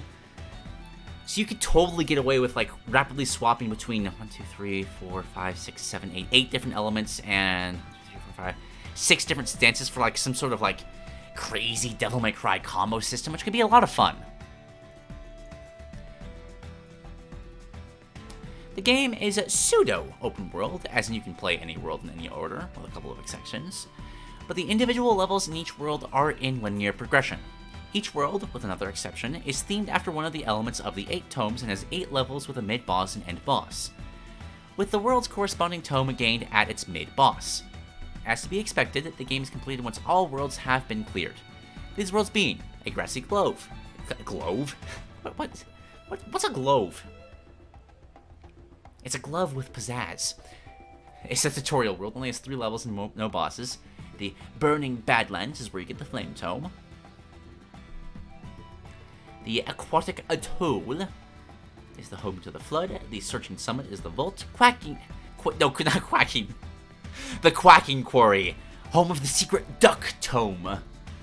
But no, Quaking for the Earth, Soaring Slope for the Wind, Frozen Fissure for Frost, Light Lagoon for the Shimmer, and the Dark Divide for the Shadow. So, what's playing the game like? Pancake could be described as a mini sandbox game. as there's plenty of interactions and paths you can discover to get to the end goal. Imagine the level design of a classic Sonic game, with all the different paths and secrets. That's what Pancake has combined with interactions like that of Kirby Star Allies. Need an example? Let's think of a random tome and stance combination. How about Earth and Pierce? As you know, Earth gives you abilities of the terrain itself, and Pierce can stab opponents. Well, what happens if you hit terrain with a special attack which normally recoils you away? Well, you dig deep into the ground, of course, drilling around like it's Silent Colors. This alone allows for unique secret paths and, well, just standard secrets. How about something world-specific? Let's head over to Burning Badlands, and if you know about any game with element interaction, you can tell what's coming up. Equip your Fled Tome and put out all the fly. Yeah, this is what gets me interesting in time for this one. Because yes, the gameplay is quite simple, but like the number of options available allow you to go really in depth with what just various combinations you can use. Like how many options is that? That's 8.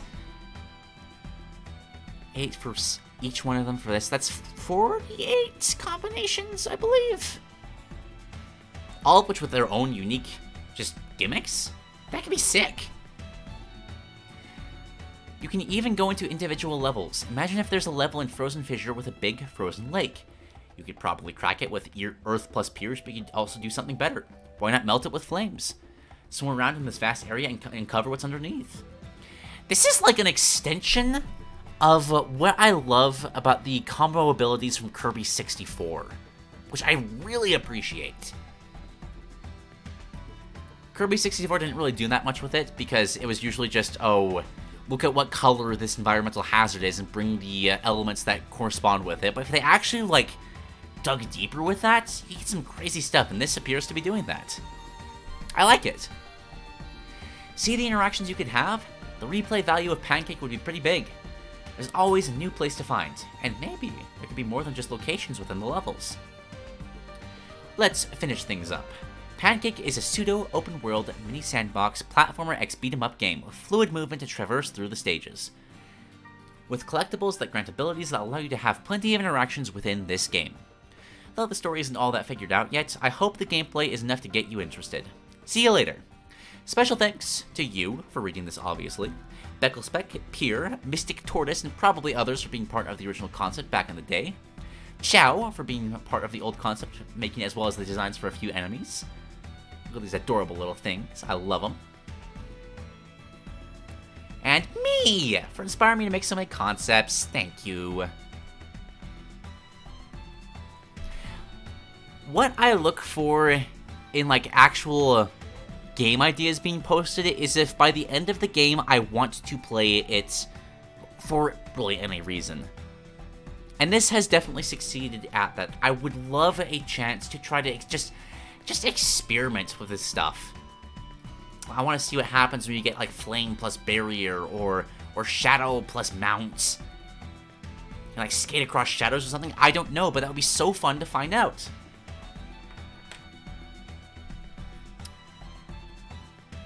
And of course, the easiest thing to okay, it's very easy to give feedback to game concepts because there's always a lot more that you can add to them.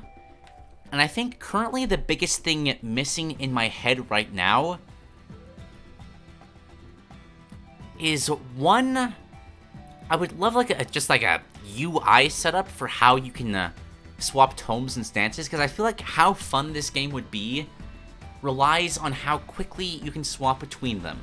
I'm kind of picturing like, you take a basic controller, you know you can press in the left and right joysticks, like just pressing that down and just holding it in a direction.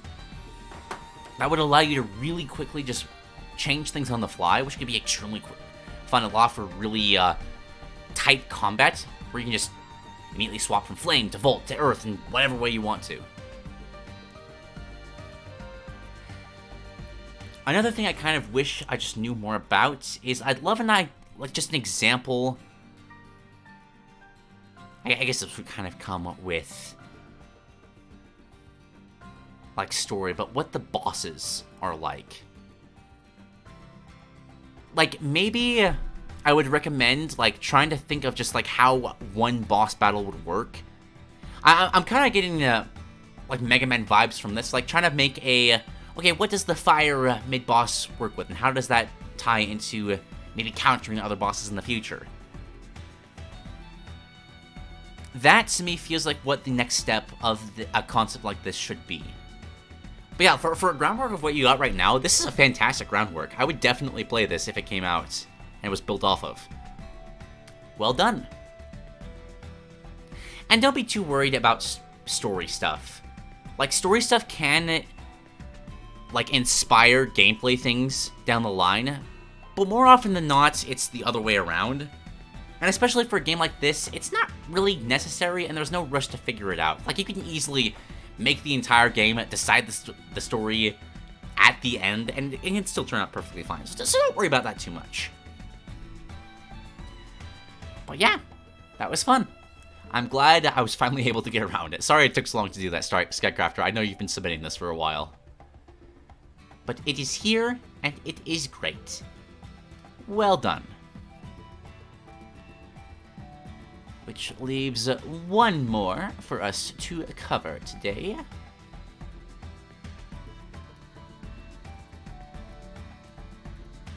Get this set up real quick.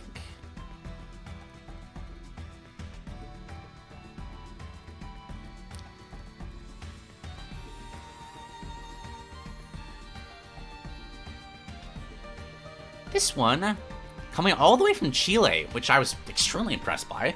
It's always a nice part of the internet when you just realize that, wow, I'm talking to somebody on the other side of the world right now. That's awesome. A game called Daisy, Mayhem in Sarasaland by Emilio. Let me change the music real quick.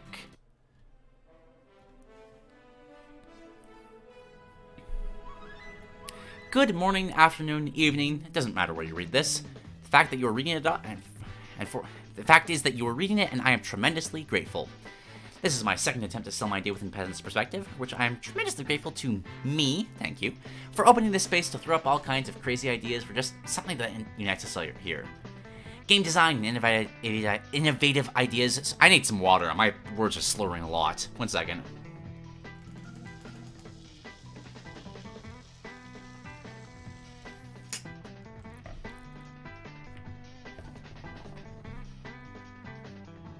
Alright. So yes, I am here to throw my grain of sand with an idea that I've been daydreaming for quite some time and that I would love to one day see realized. So yes, as I imagine you have seen in the title, I come to deliver an idea that stars the Princess of Sarasaland, Daisy, and how we can use the personality of this particular princess as the perfect excuse to integrate a gaming experience, unique, stimulating, and hopefully fun. So within the following document, we're going to answer the questions of who, what, how, where, and why, without anything else to say. Let's begin. Who is Daisy?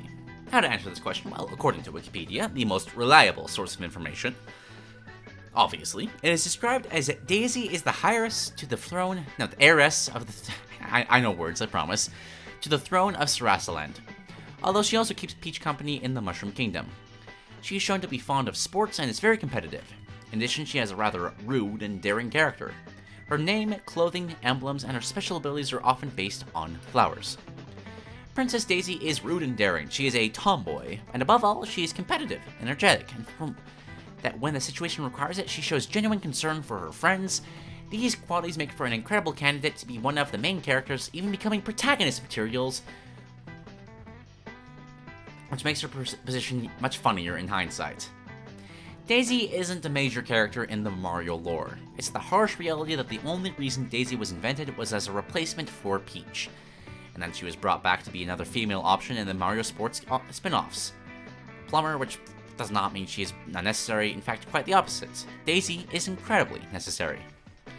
Daisy is not just any character. She has managed to evolve beyond what one could have imagined, proving with each game that appeared that she was not just a recolor of a princess, but her own character, making thousands of people fall in love with her personality, increasingly changing. And it is not a character replacement, since Daisy still maintains the characteristics that brought her into existence. For example, Daisy was only kidnapped once, not because nobody wants to kidnap her, but because she has the ability to command a dragon turtle of 2 meters flying through the stratosphere. She is not a damsel in distress. She is in a position of power, being the princess of not just a kingdom, but of 4, which would technically make her an empire. Also, on the side, aesthetic Daisy has a distinct color change to her skin, making her much more like the rest of the Mushroom Kingdom. Yet research, this has actually always bugged me right here. I really wish they had kept Daisy as kind of more of an Egyptian, because imagine what that could have done for like both world building in Mario moving forward, as well as Daisy's own character.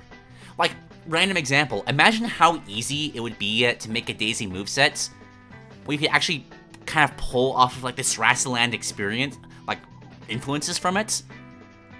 Instead of a tomboy, it's a tomboy that can smite you with the power of Anubis or something like that. Like there's just so much they could have done by embracing, like, making Sarasaland like an unique culture in the Mario universe, and they just kind of threw it away, which has always bugged me. She's from another region, another ethnicity, and consequently a very subtle way to integrate inclusion in an elegant way, and not forced, as many often complain to the media. I'd compare her being, like, more Egyptian to being like how Isaac was changed in the Castlevania series. It just makes the world bigger. It's a great way of just adding more areas and places to explore in a video game. But this brings us back to the same question. Why is Daisy so irrelevant? Because despite all the characteristics that we mentioned above, she does not have the prominence, or at least the glory, that she deserves from Nintendo. Well, the truth is, it's a pretty simple reason. Because that's not what Nintendo is interested in. Its priority to deliver a story of evolution or inclusion. What Nintendo is interested in is creating a unique and different game experience. And if the character alone does not deliver this, because in the view of the Big N, there is no reason why it should be given so much spotlight.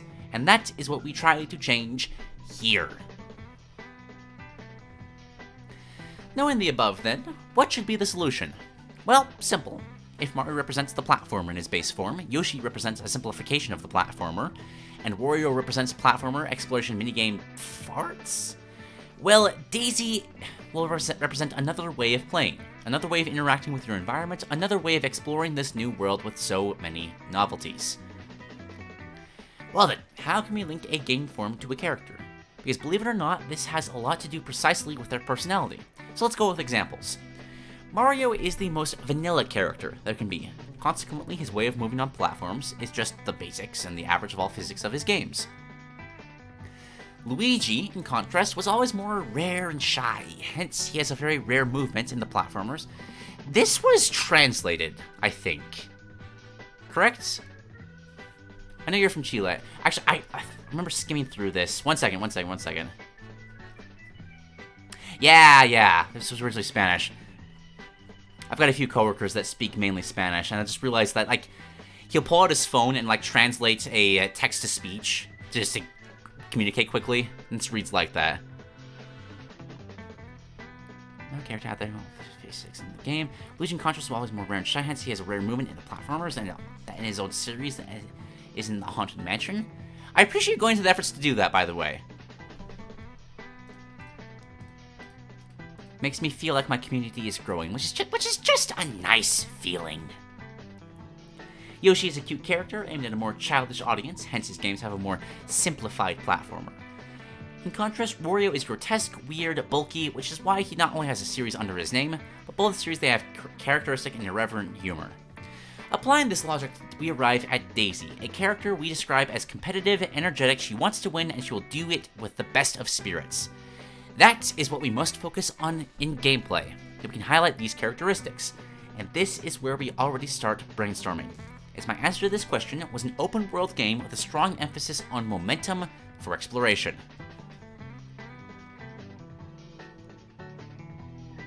Oh yeah, no worries, Emilio, no worries at all. Anybody that would be bugged about having to sorry, let me rephrase that. Anybody that would be annoyed by having to be have something translated for them isn't worth being upset about. So long as it can be communicated, that is what is important. Applying the same logic, we arrive at Daisy, a character that we describe as... Wait, no. Did I read that? I reread that, yes. Many will be asking, why? The truth is that the main reason is because it sounds great, but apart from that, this type of game makes a lot of sense for Daisy. Daisy is competitive, a go-getter. For the same reason to her, it would not be enough for her to go to one side or the other. Daisy would do it in the most extreme, eccentric, and wonderful way, being a spectacle for those who see her and being a metaphorical way of representing the energy that Daisy gives off. That's the way Daisy would move, but how would she do it? Would it be super fast and that's it? As it's hilarious as it would be to see Daisy run at the speed of sound. It's just a mod of Daisy into Sonic Frontiers. That'd be hilarious. I don't think it would be the best since we don't only want to focus on the ground, but also in the air. I will elaborate on this later. So I wanted to find a way to convey an extreme athlete who is not afraid to jump off a cliff, and what a bigger exaggeration of that Daisy walks through the desert with skates. Okay, but like, actually picture somebody trying to skate through a desert.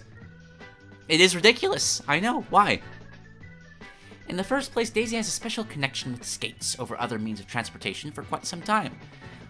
But apart from that, skates work for us precisely because they will be impractical in real life. If one thinks of extreme sports with tricks in the air, one thinks of bicycles, motorcycles, rarely skates, and that is why it works so well. Daisy is not interested. She will do only the most extreme tricks with the least awareness of the risks to her person. Everything to win the best score. Plus, if we see it from an advertising point of view, it is visually more interesting and unique. So yes, skates it will be. Kinda gives me, like, Jet Set Radio vibes. Which I like. That's Jet Set Radio is really cool. Well then, what do we have so far? An open world in which Daisy can move at high speeds thanks to her skates. And not only move, but also take advantage of this momentum to do pirouettes in the air. Something that doesn't sound quite connected. Why exactly would Daisy want to do somersaults instead of staying grounded? Well, apart from the obvious fact of it would be great, and that we can better anchor to the core mechanics of the game. My proposal is this. Just as Mario uses the coins for various things, the style score, or points, as I will be referring to from here on out, would be the main way to avoid the game over. So you have to be more stylish to avoid... That's like your life in this game. That's actually kind of fast. I'm really enjoying this, like, method of brainstorming. Just, like, very rudimentarily working from a ground concept, that being Daisy's character, and kind of just branching out further and further, step by step by step by step. This is a really just engaging way of doing this. It may sound dramatic, but we have to consider that these points would actually be quite easy to accumulate if you play the game correctly. Even just like the 2D plumber games, that might be a way to overexploit that mechanic to have infinite lives. So this would simply be a way to give the game an extra flavor and invent more challenging puzzles. For example, maybe to enter certain areas, give a certain amount of points to enter. You're like being followed by a Lakitu. It's like a reality show or something like that. And you have to get... It's just the Metaton bus fight? The Metaton bus fight. He transforms into a bus. It's the Metaton boss fights where you have to, like, keep ratings up by keeping the audience engaged. That would actually be kind of hilarious. You're selling me on this concept, man.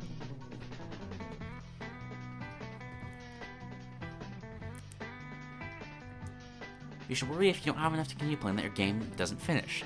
I think it'd be a way to effectively balance the difficulty of the game a little, given certain guidelines to where to go as well as to give some players some freedom. Now, but we said that these points are retrieved by pirouettes or tricks. How do we do it? Well, dear reader, this is where we're going to explain the world in which we are located. Where? The Kingdom of Sarasaland. Okay, just kidding. The answer that is Sarasaland is somewhat obvious. Let's see exactly what Sarasaland is, because according to the Mario Wiki, the kingdom itself is ruled by Princess Daisy and is made up of 4 kingdoms. The Muda Oceanic, Easton, based on Easter Island, Birabuto, ancient Egyptian style, and Chai, based on ancient China.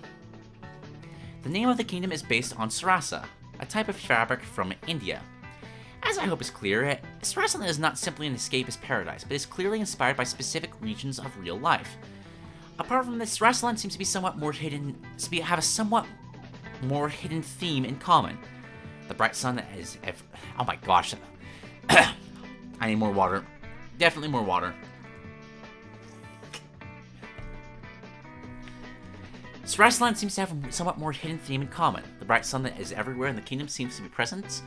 Think about the ocean, an island, a desert, and a kingdom in heaven are clearly not ecosystems characterized by cold humidity, but by bright sunshine and even some signs of drought. With this in mind, we can expand Sarasaland to balance the different ecosystems in a more natural way.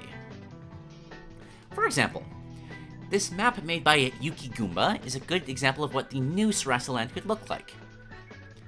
Expanding on the theme of kingdoms inspired by real life. In turn, expanding the biosphere, allowing it to have more logic without the encouragement to offer the original creator who did an impeccable job. Personally, perhaps it will expand the desert area since that is what has most characterized Sarasaland. But even so, it is a perfect visualization of what one could expect from this region. However, we still have a problem. If we have a region based on real and mainly natural locations, how will we be able to integrate ramps, railings, and obstacles in an organic way that do not seem random? Here we're going to delve not only into locality, but in history. Why should we explore Sarasaland? Why should we do it on our own and not with an army or something? Well, dear readers, if we want to be direct, it is because Sarasaland has been dominated, and not by Bowser. No, he has too much respect for the Princess of Sarasaland, the only life form brave enough to go toe-to-toe with a feisty princess is none other than Tatanga. He returns. The purple alien is back and he is not happy with how he's been treated by Nintendo, taking care to come while Daisy is distracted by so many terminants and parties. Tatanga has methodically installed his machines in the underground of all of Sarasaland to finally, when the princess least expected it, attack. Daisy was sent flying. Instead of keeping her prisoner close to her prison, he preferred to send her off as far away as possible to be eliminated. However, Daisy, being Daisy, would manage to escape, and here is where our adventure begins. As I mentioned, Tatanga has been implanting machinery throughout the region for some time. Machinery that with the arrival of the alien to power it was activated, so yes. Sarasaland is no longer a primarily natural region, but a highly urbanized region, not in a way that is sustainable. Man, nature versus industrialization is one of my favorite just conflicts in any game, any media really. Like from Donkey Kong to Lord of the Rings, it's very compelling and I enjoy it immensely. Having recurring obstacles that Daisy, with her skills, must be able to face and use to her advantage. Now that we've been able to contextualize the main movement and the story a little bit in a summary, it seems like a good time to talk about companions, because yes, if we are going to make a game with a secondary character, why not bring all the characters secondary to make it a true celebration of the Mario universe? Like, yeah, imagine just doing that. Like, wouldn't it be great, Nintendo, if you just did that from time to time? That'd be really cool. Can we, please? Please?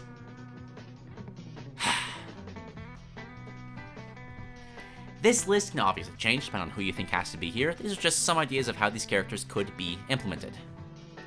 Toadette is the main force of advice. I'd like that. Have her be like the tutorial character helping you with techniques. Toadette is the bottles of this Daisy game. We got Waluigi, because of course you do.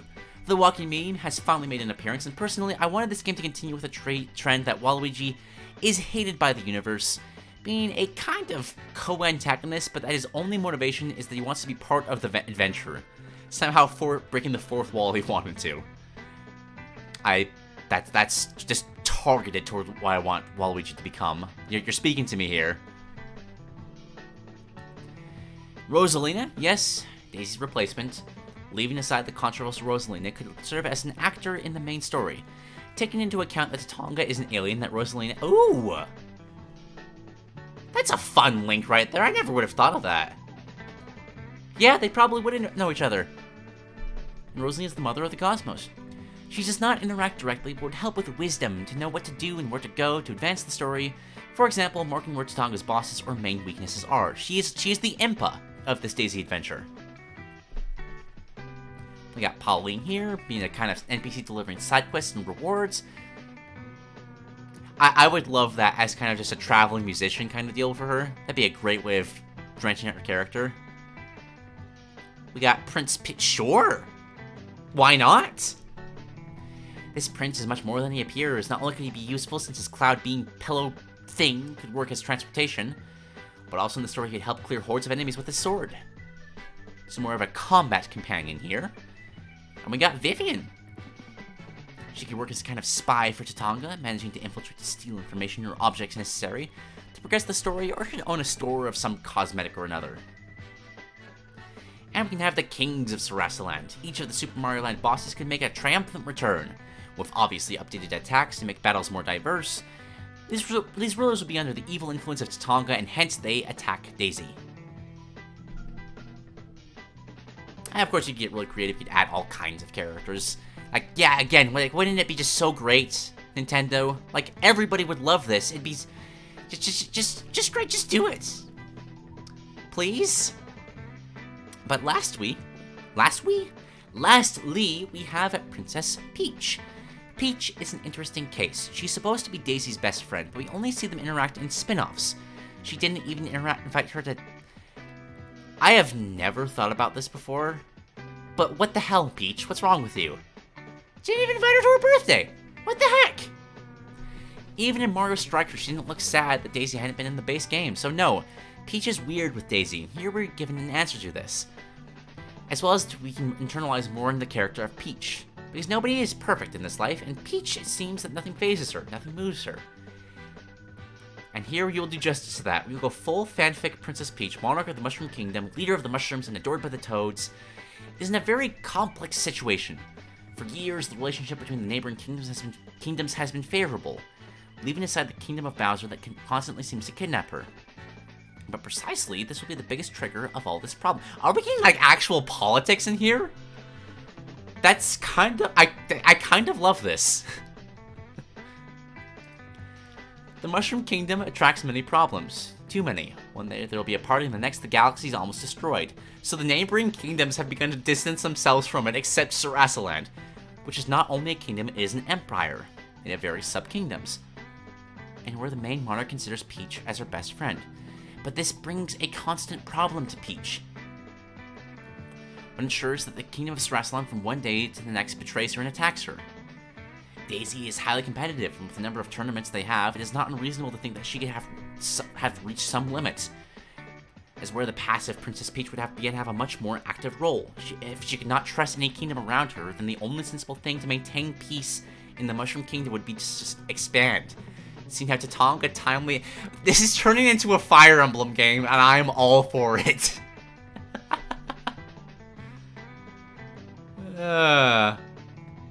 Forced to ally with Tatanga, the evil alien. This would be a story of betrayal, and although you don't want to paint heroes as villains, you'd be justified by having a challenge of mentality at the end, returning to the peace between the two kingdoms. Like making a misunderstanding. Maybe Tatanga convinces her that Daisy was the one that had the idea of betraying him, and he had to come in to save it. Like there's tension here. Like, everyone's not liking the Mushroom Kingdom now. Like, I am so invested in this. I was not expecting to be that good. That when I started reading this, but yeah, I'm all for this. Like, power plays of the Mushroom Kingdom. Please do this. Representing maturity and powers that are usually associated with Peach and that can never be seen on camera. Where Peach is the opposite force to Daisy. That would be so good. Oh my gosh.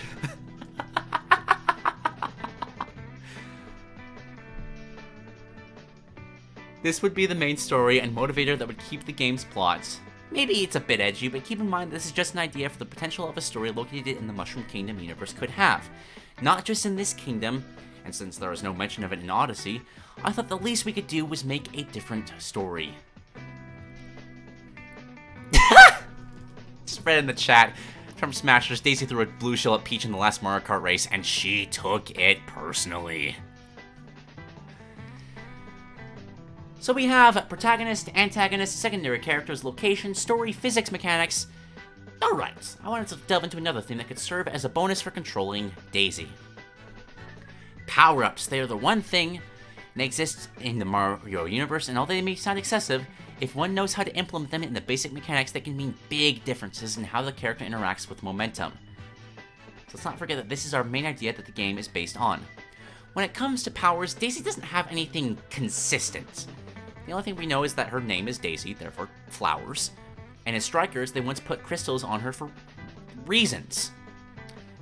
Well, we're going to change that now. We're going to stay in the theme of flowers, and we are going to expand, taking it to plants. Because if Peach has the power of light and love, and Rosalina has the power of the galaxies, Daisy will have the power to restore its naturalness to her kingdom, consumed by machination and technology with bad intention. Yes, please make Daisy a druid. It fits her so well. And considering that the way I imagine is that this will work like a Metroidvania, where Daisy unlocks a specific ability and she must use it to continue discovering paths on the map. I'm going to throw out some examples that come to mind. The idea is that each one adds everything as long as our imagination takes up. So let's go there. We have at the...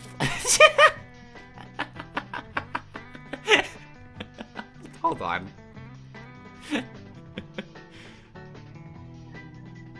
She seems very surprised. She just did that. That's such a good face for that pose. Remember Mario Run? Remember Daisy was there? Me neither, but she did it. And her special ability was that she could jump in the air. So let's add that. Okay, but in all seriousness, this jump can help in a lot of aerial exploration, especially in small spaces and where you can't take as much flight. Which also gives another way of increasing momentum with like the various skating tricks. You just have more aerial movement to work with. We have the floral boost. Daisy will launch in a certain distance thanks to the power of the flowers, reaching a maximum speed in an instant. But if she collided with a wall, you could hurt herself. It's the Pegasus boots. Perfect. We've got the floaty fluff from Mario Galaxy, a way to get more vertical movement. You have the super flower ball. She is not happy with that ball. The iconic power from Mario Land could return to Daisy's game with a fresh coat of paint. It would mainly serve to eliminate enemies from a distance, clearing the track. That's fun art. I like that. Daisy could take out whips from margaritas to attack, and above all, swing as if it were... Oh, skates with swinging. Ooh, that sounds really fun. Like, imagine the momentum of, like, the latest Spider-Man games, but, like, combined with just skating in general. Ooh, that's good. That's really good. Got the field of flowers. Direct kick towards the ground, generating a field of flowers around her that attack enemies. With the correct time, she'd even continue skating at full speed at ground level. And forest regeneration. Kind of purify the area. If anyone's played Kena Bridge of Spirits sort of deal, that just makes everything right again. The moment I write this, I can't think of more, but I'm sure with your help they could make even more abilities for Daisy. Right off the bat, I feel like Piranha Plants is an easy way to go. Just like leave turrets around, and as you're skating around, kind of knock people into the plants, like extend combos or something like that. That could be really cool. And as well as bosses, we got the 4 from Mario Land, of course. Being the feeling, I don't mind. The first thing I imagined was that with Daisy's whips, you could play ball. That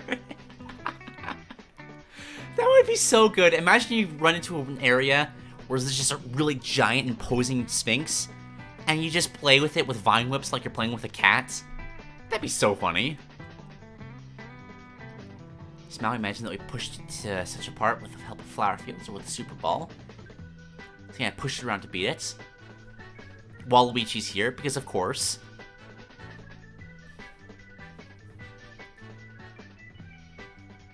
Comes up and skates with mud or something, or takes away all your skills.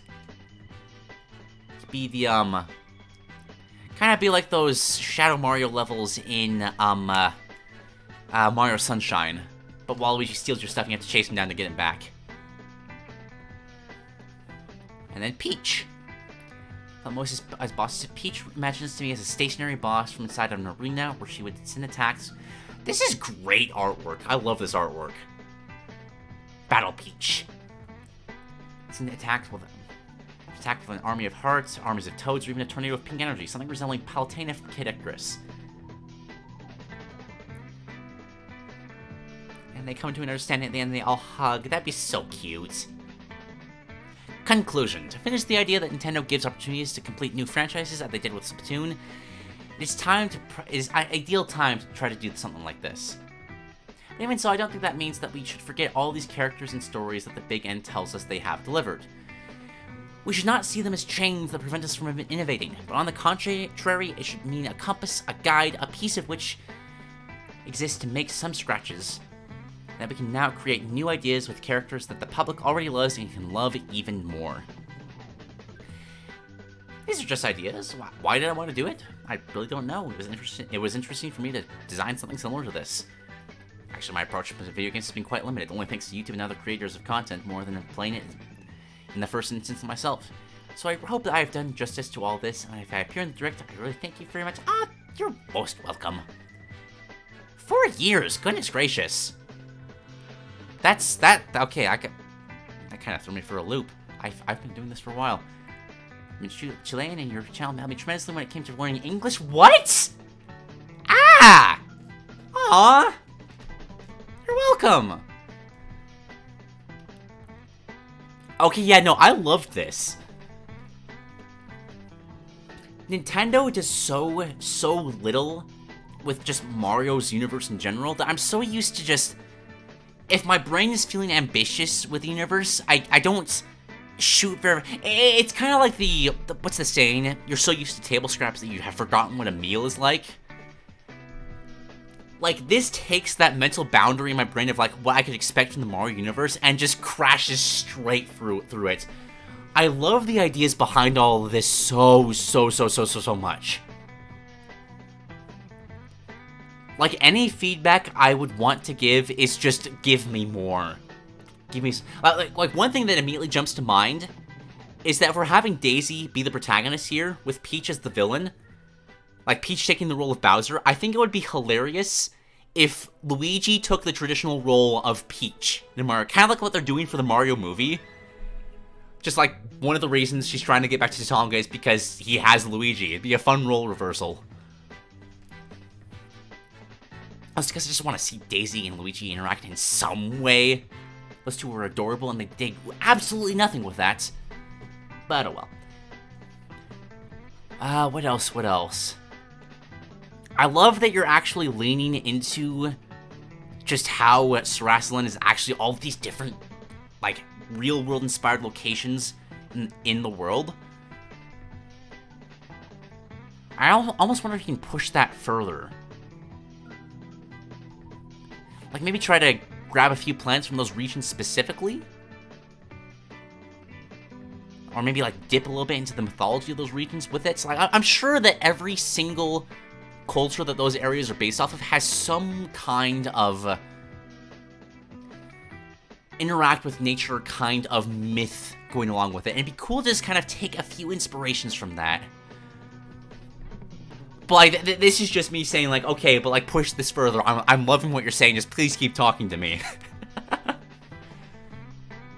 I cannot stress how much I love the idea of, like, a political turmoil kind of story between the Mushroom Kingdom and Sarasaland and making Peach the villain of this. Like, this is...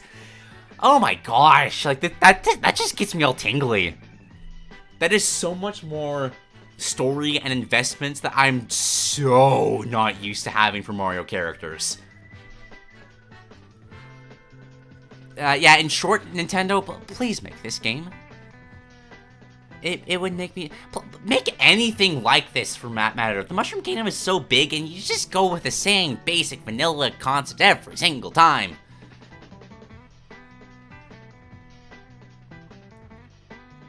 Exactly, Golem. Like, if you're having something, like, kind of inspired by Mexico, you can have revival flowers.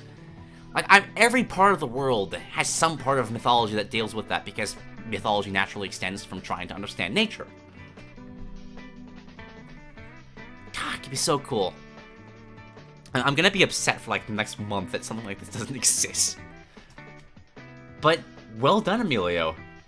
I am extremely impressed that this was, like, a first concept. Because, like, you got me invested in a Mushroom Kingdom story that doesn't exist, that has eclipsed how much I'm currently invested in what they already have right now.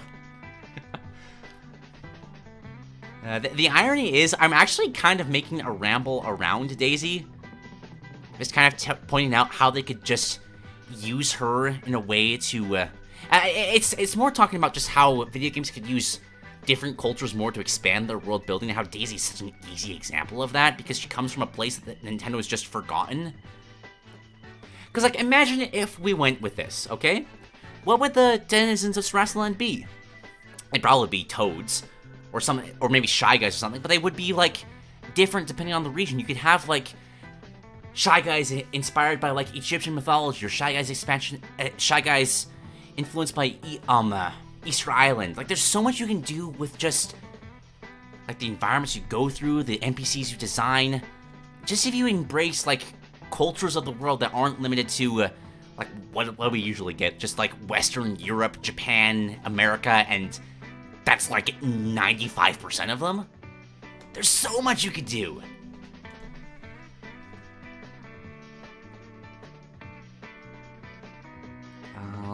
Right. Thank you, everybody, for watching today. This was a very fun stream. What if... Well, it was both just cackling concepts that we have already seen, but in a different way, or just completely off-the-wall ideas that I would never have considered otherwise. Thank you so much for everyone that participated. I'm guessing that after the last one, where I said that, hey, we're starting to get second submissions now, because everyone's got their first one, people heard that and were like, oh crap, I've got like a guaranteed first submission this time. Let's do this. And ironically, we actually had missed 2 because of that. Don't you guys worry. If I see you next time, I'll definitely grab yours. And it really hurt this time, because like there were so many fantastic second submissions like here. Like, I need you guys to understand the physical pain that it caused me to see... What was the title from Baki Reggie? Monster Hunter Fighting Game by Baki Reggie. And just the crushing feeling in my heart knowing that I've already seen too many first impressions and like first concepts and I can't get to that. Like, I want to open that so bad, but I want to have like a proper like first impression to it. And like there's a bunch of other great ones that were here. Like I saw Tinky Winky moveset. I know you've been trying to get that in for a while. We'll get it soon, I promise. It kills me. I haven't gone to Harrymations yet. We're gonna get that as soon as we can. But that's the nice thing about this series. It's every month. So eventually, we will always get to everything. So, thank you all for watching, and I will see you all in February.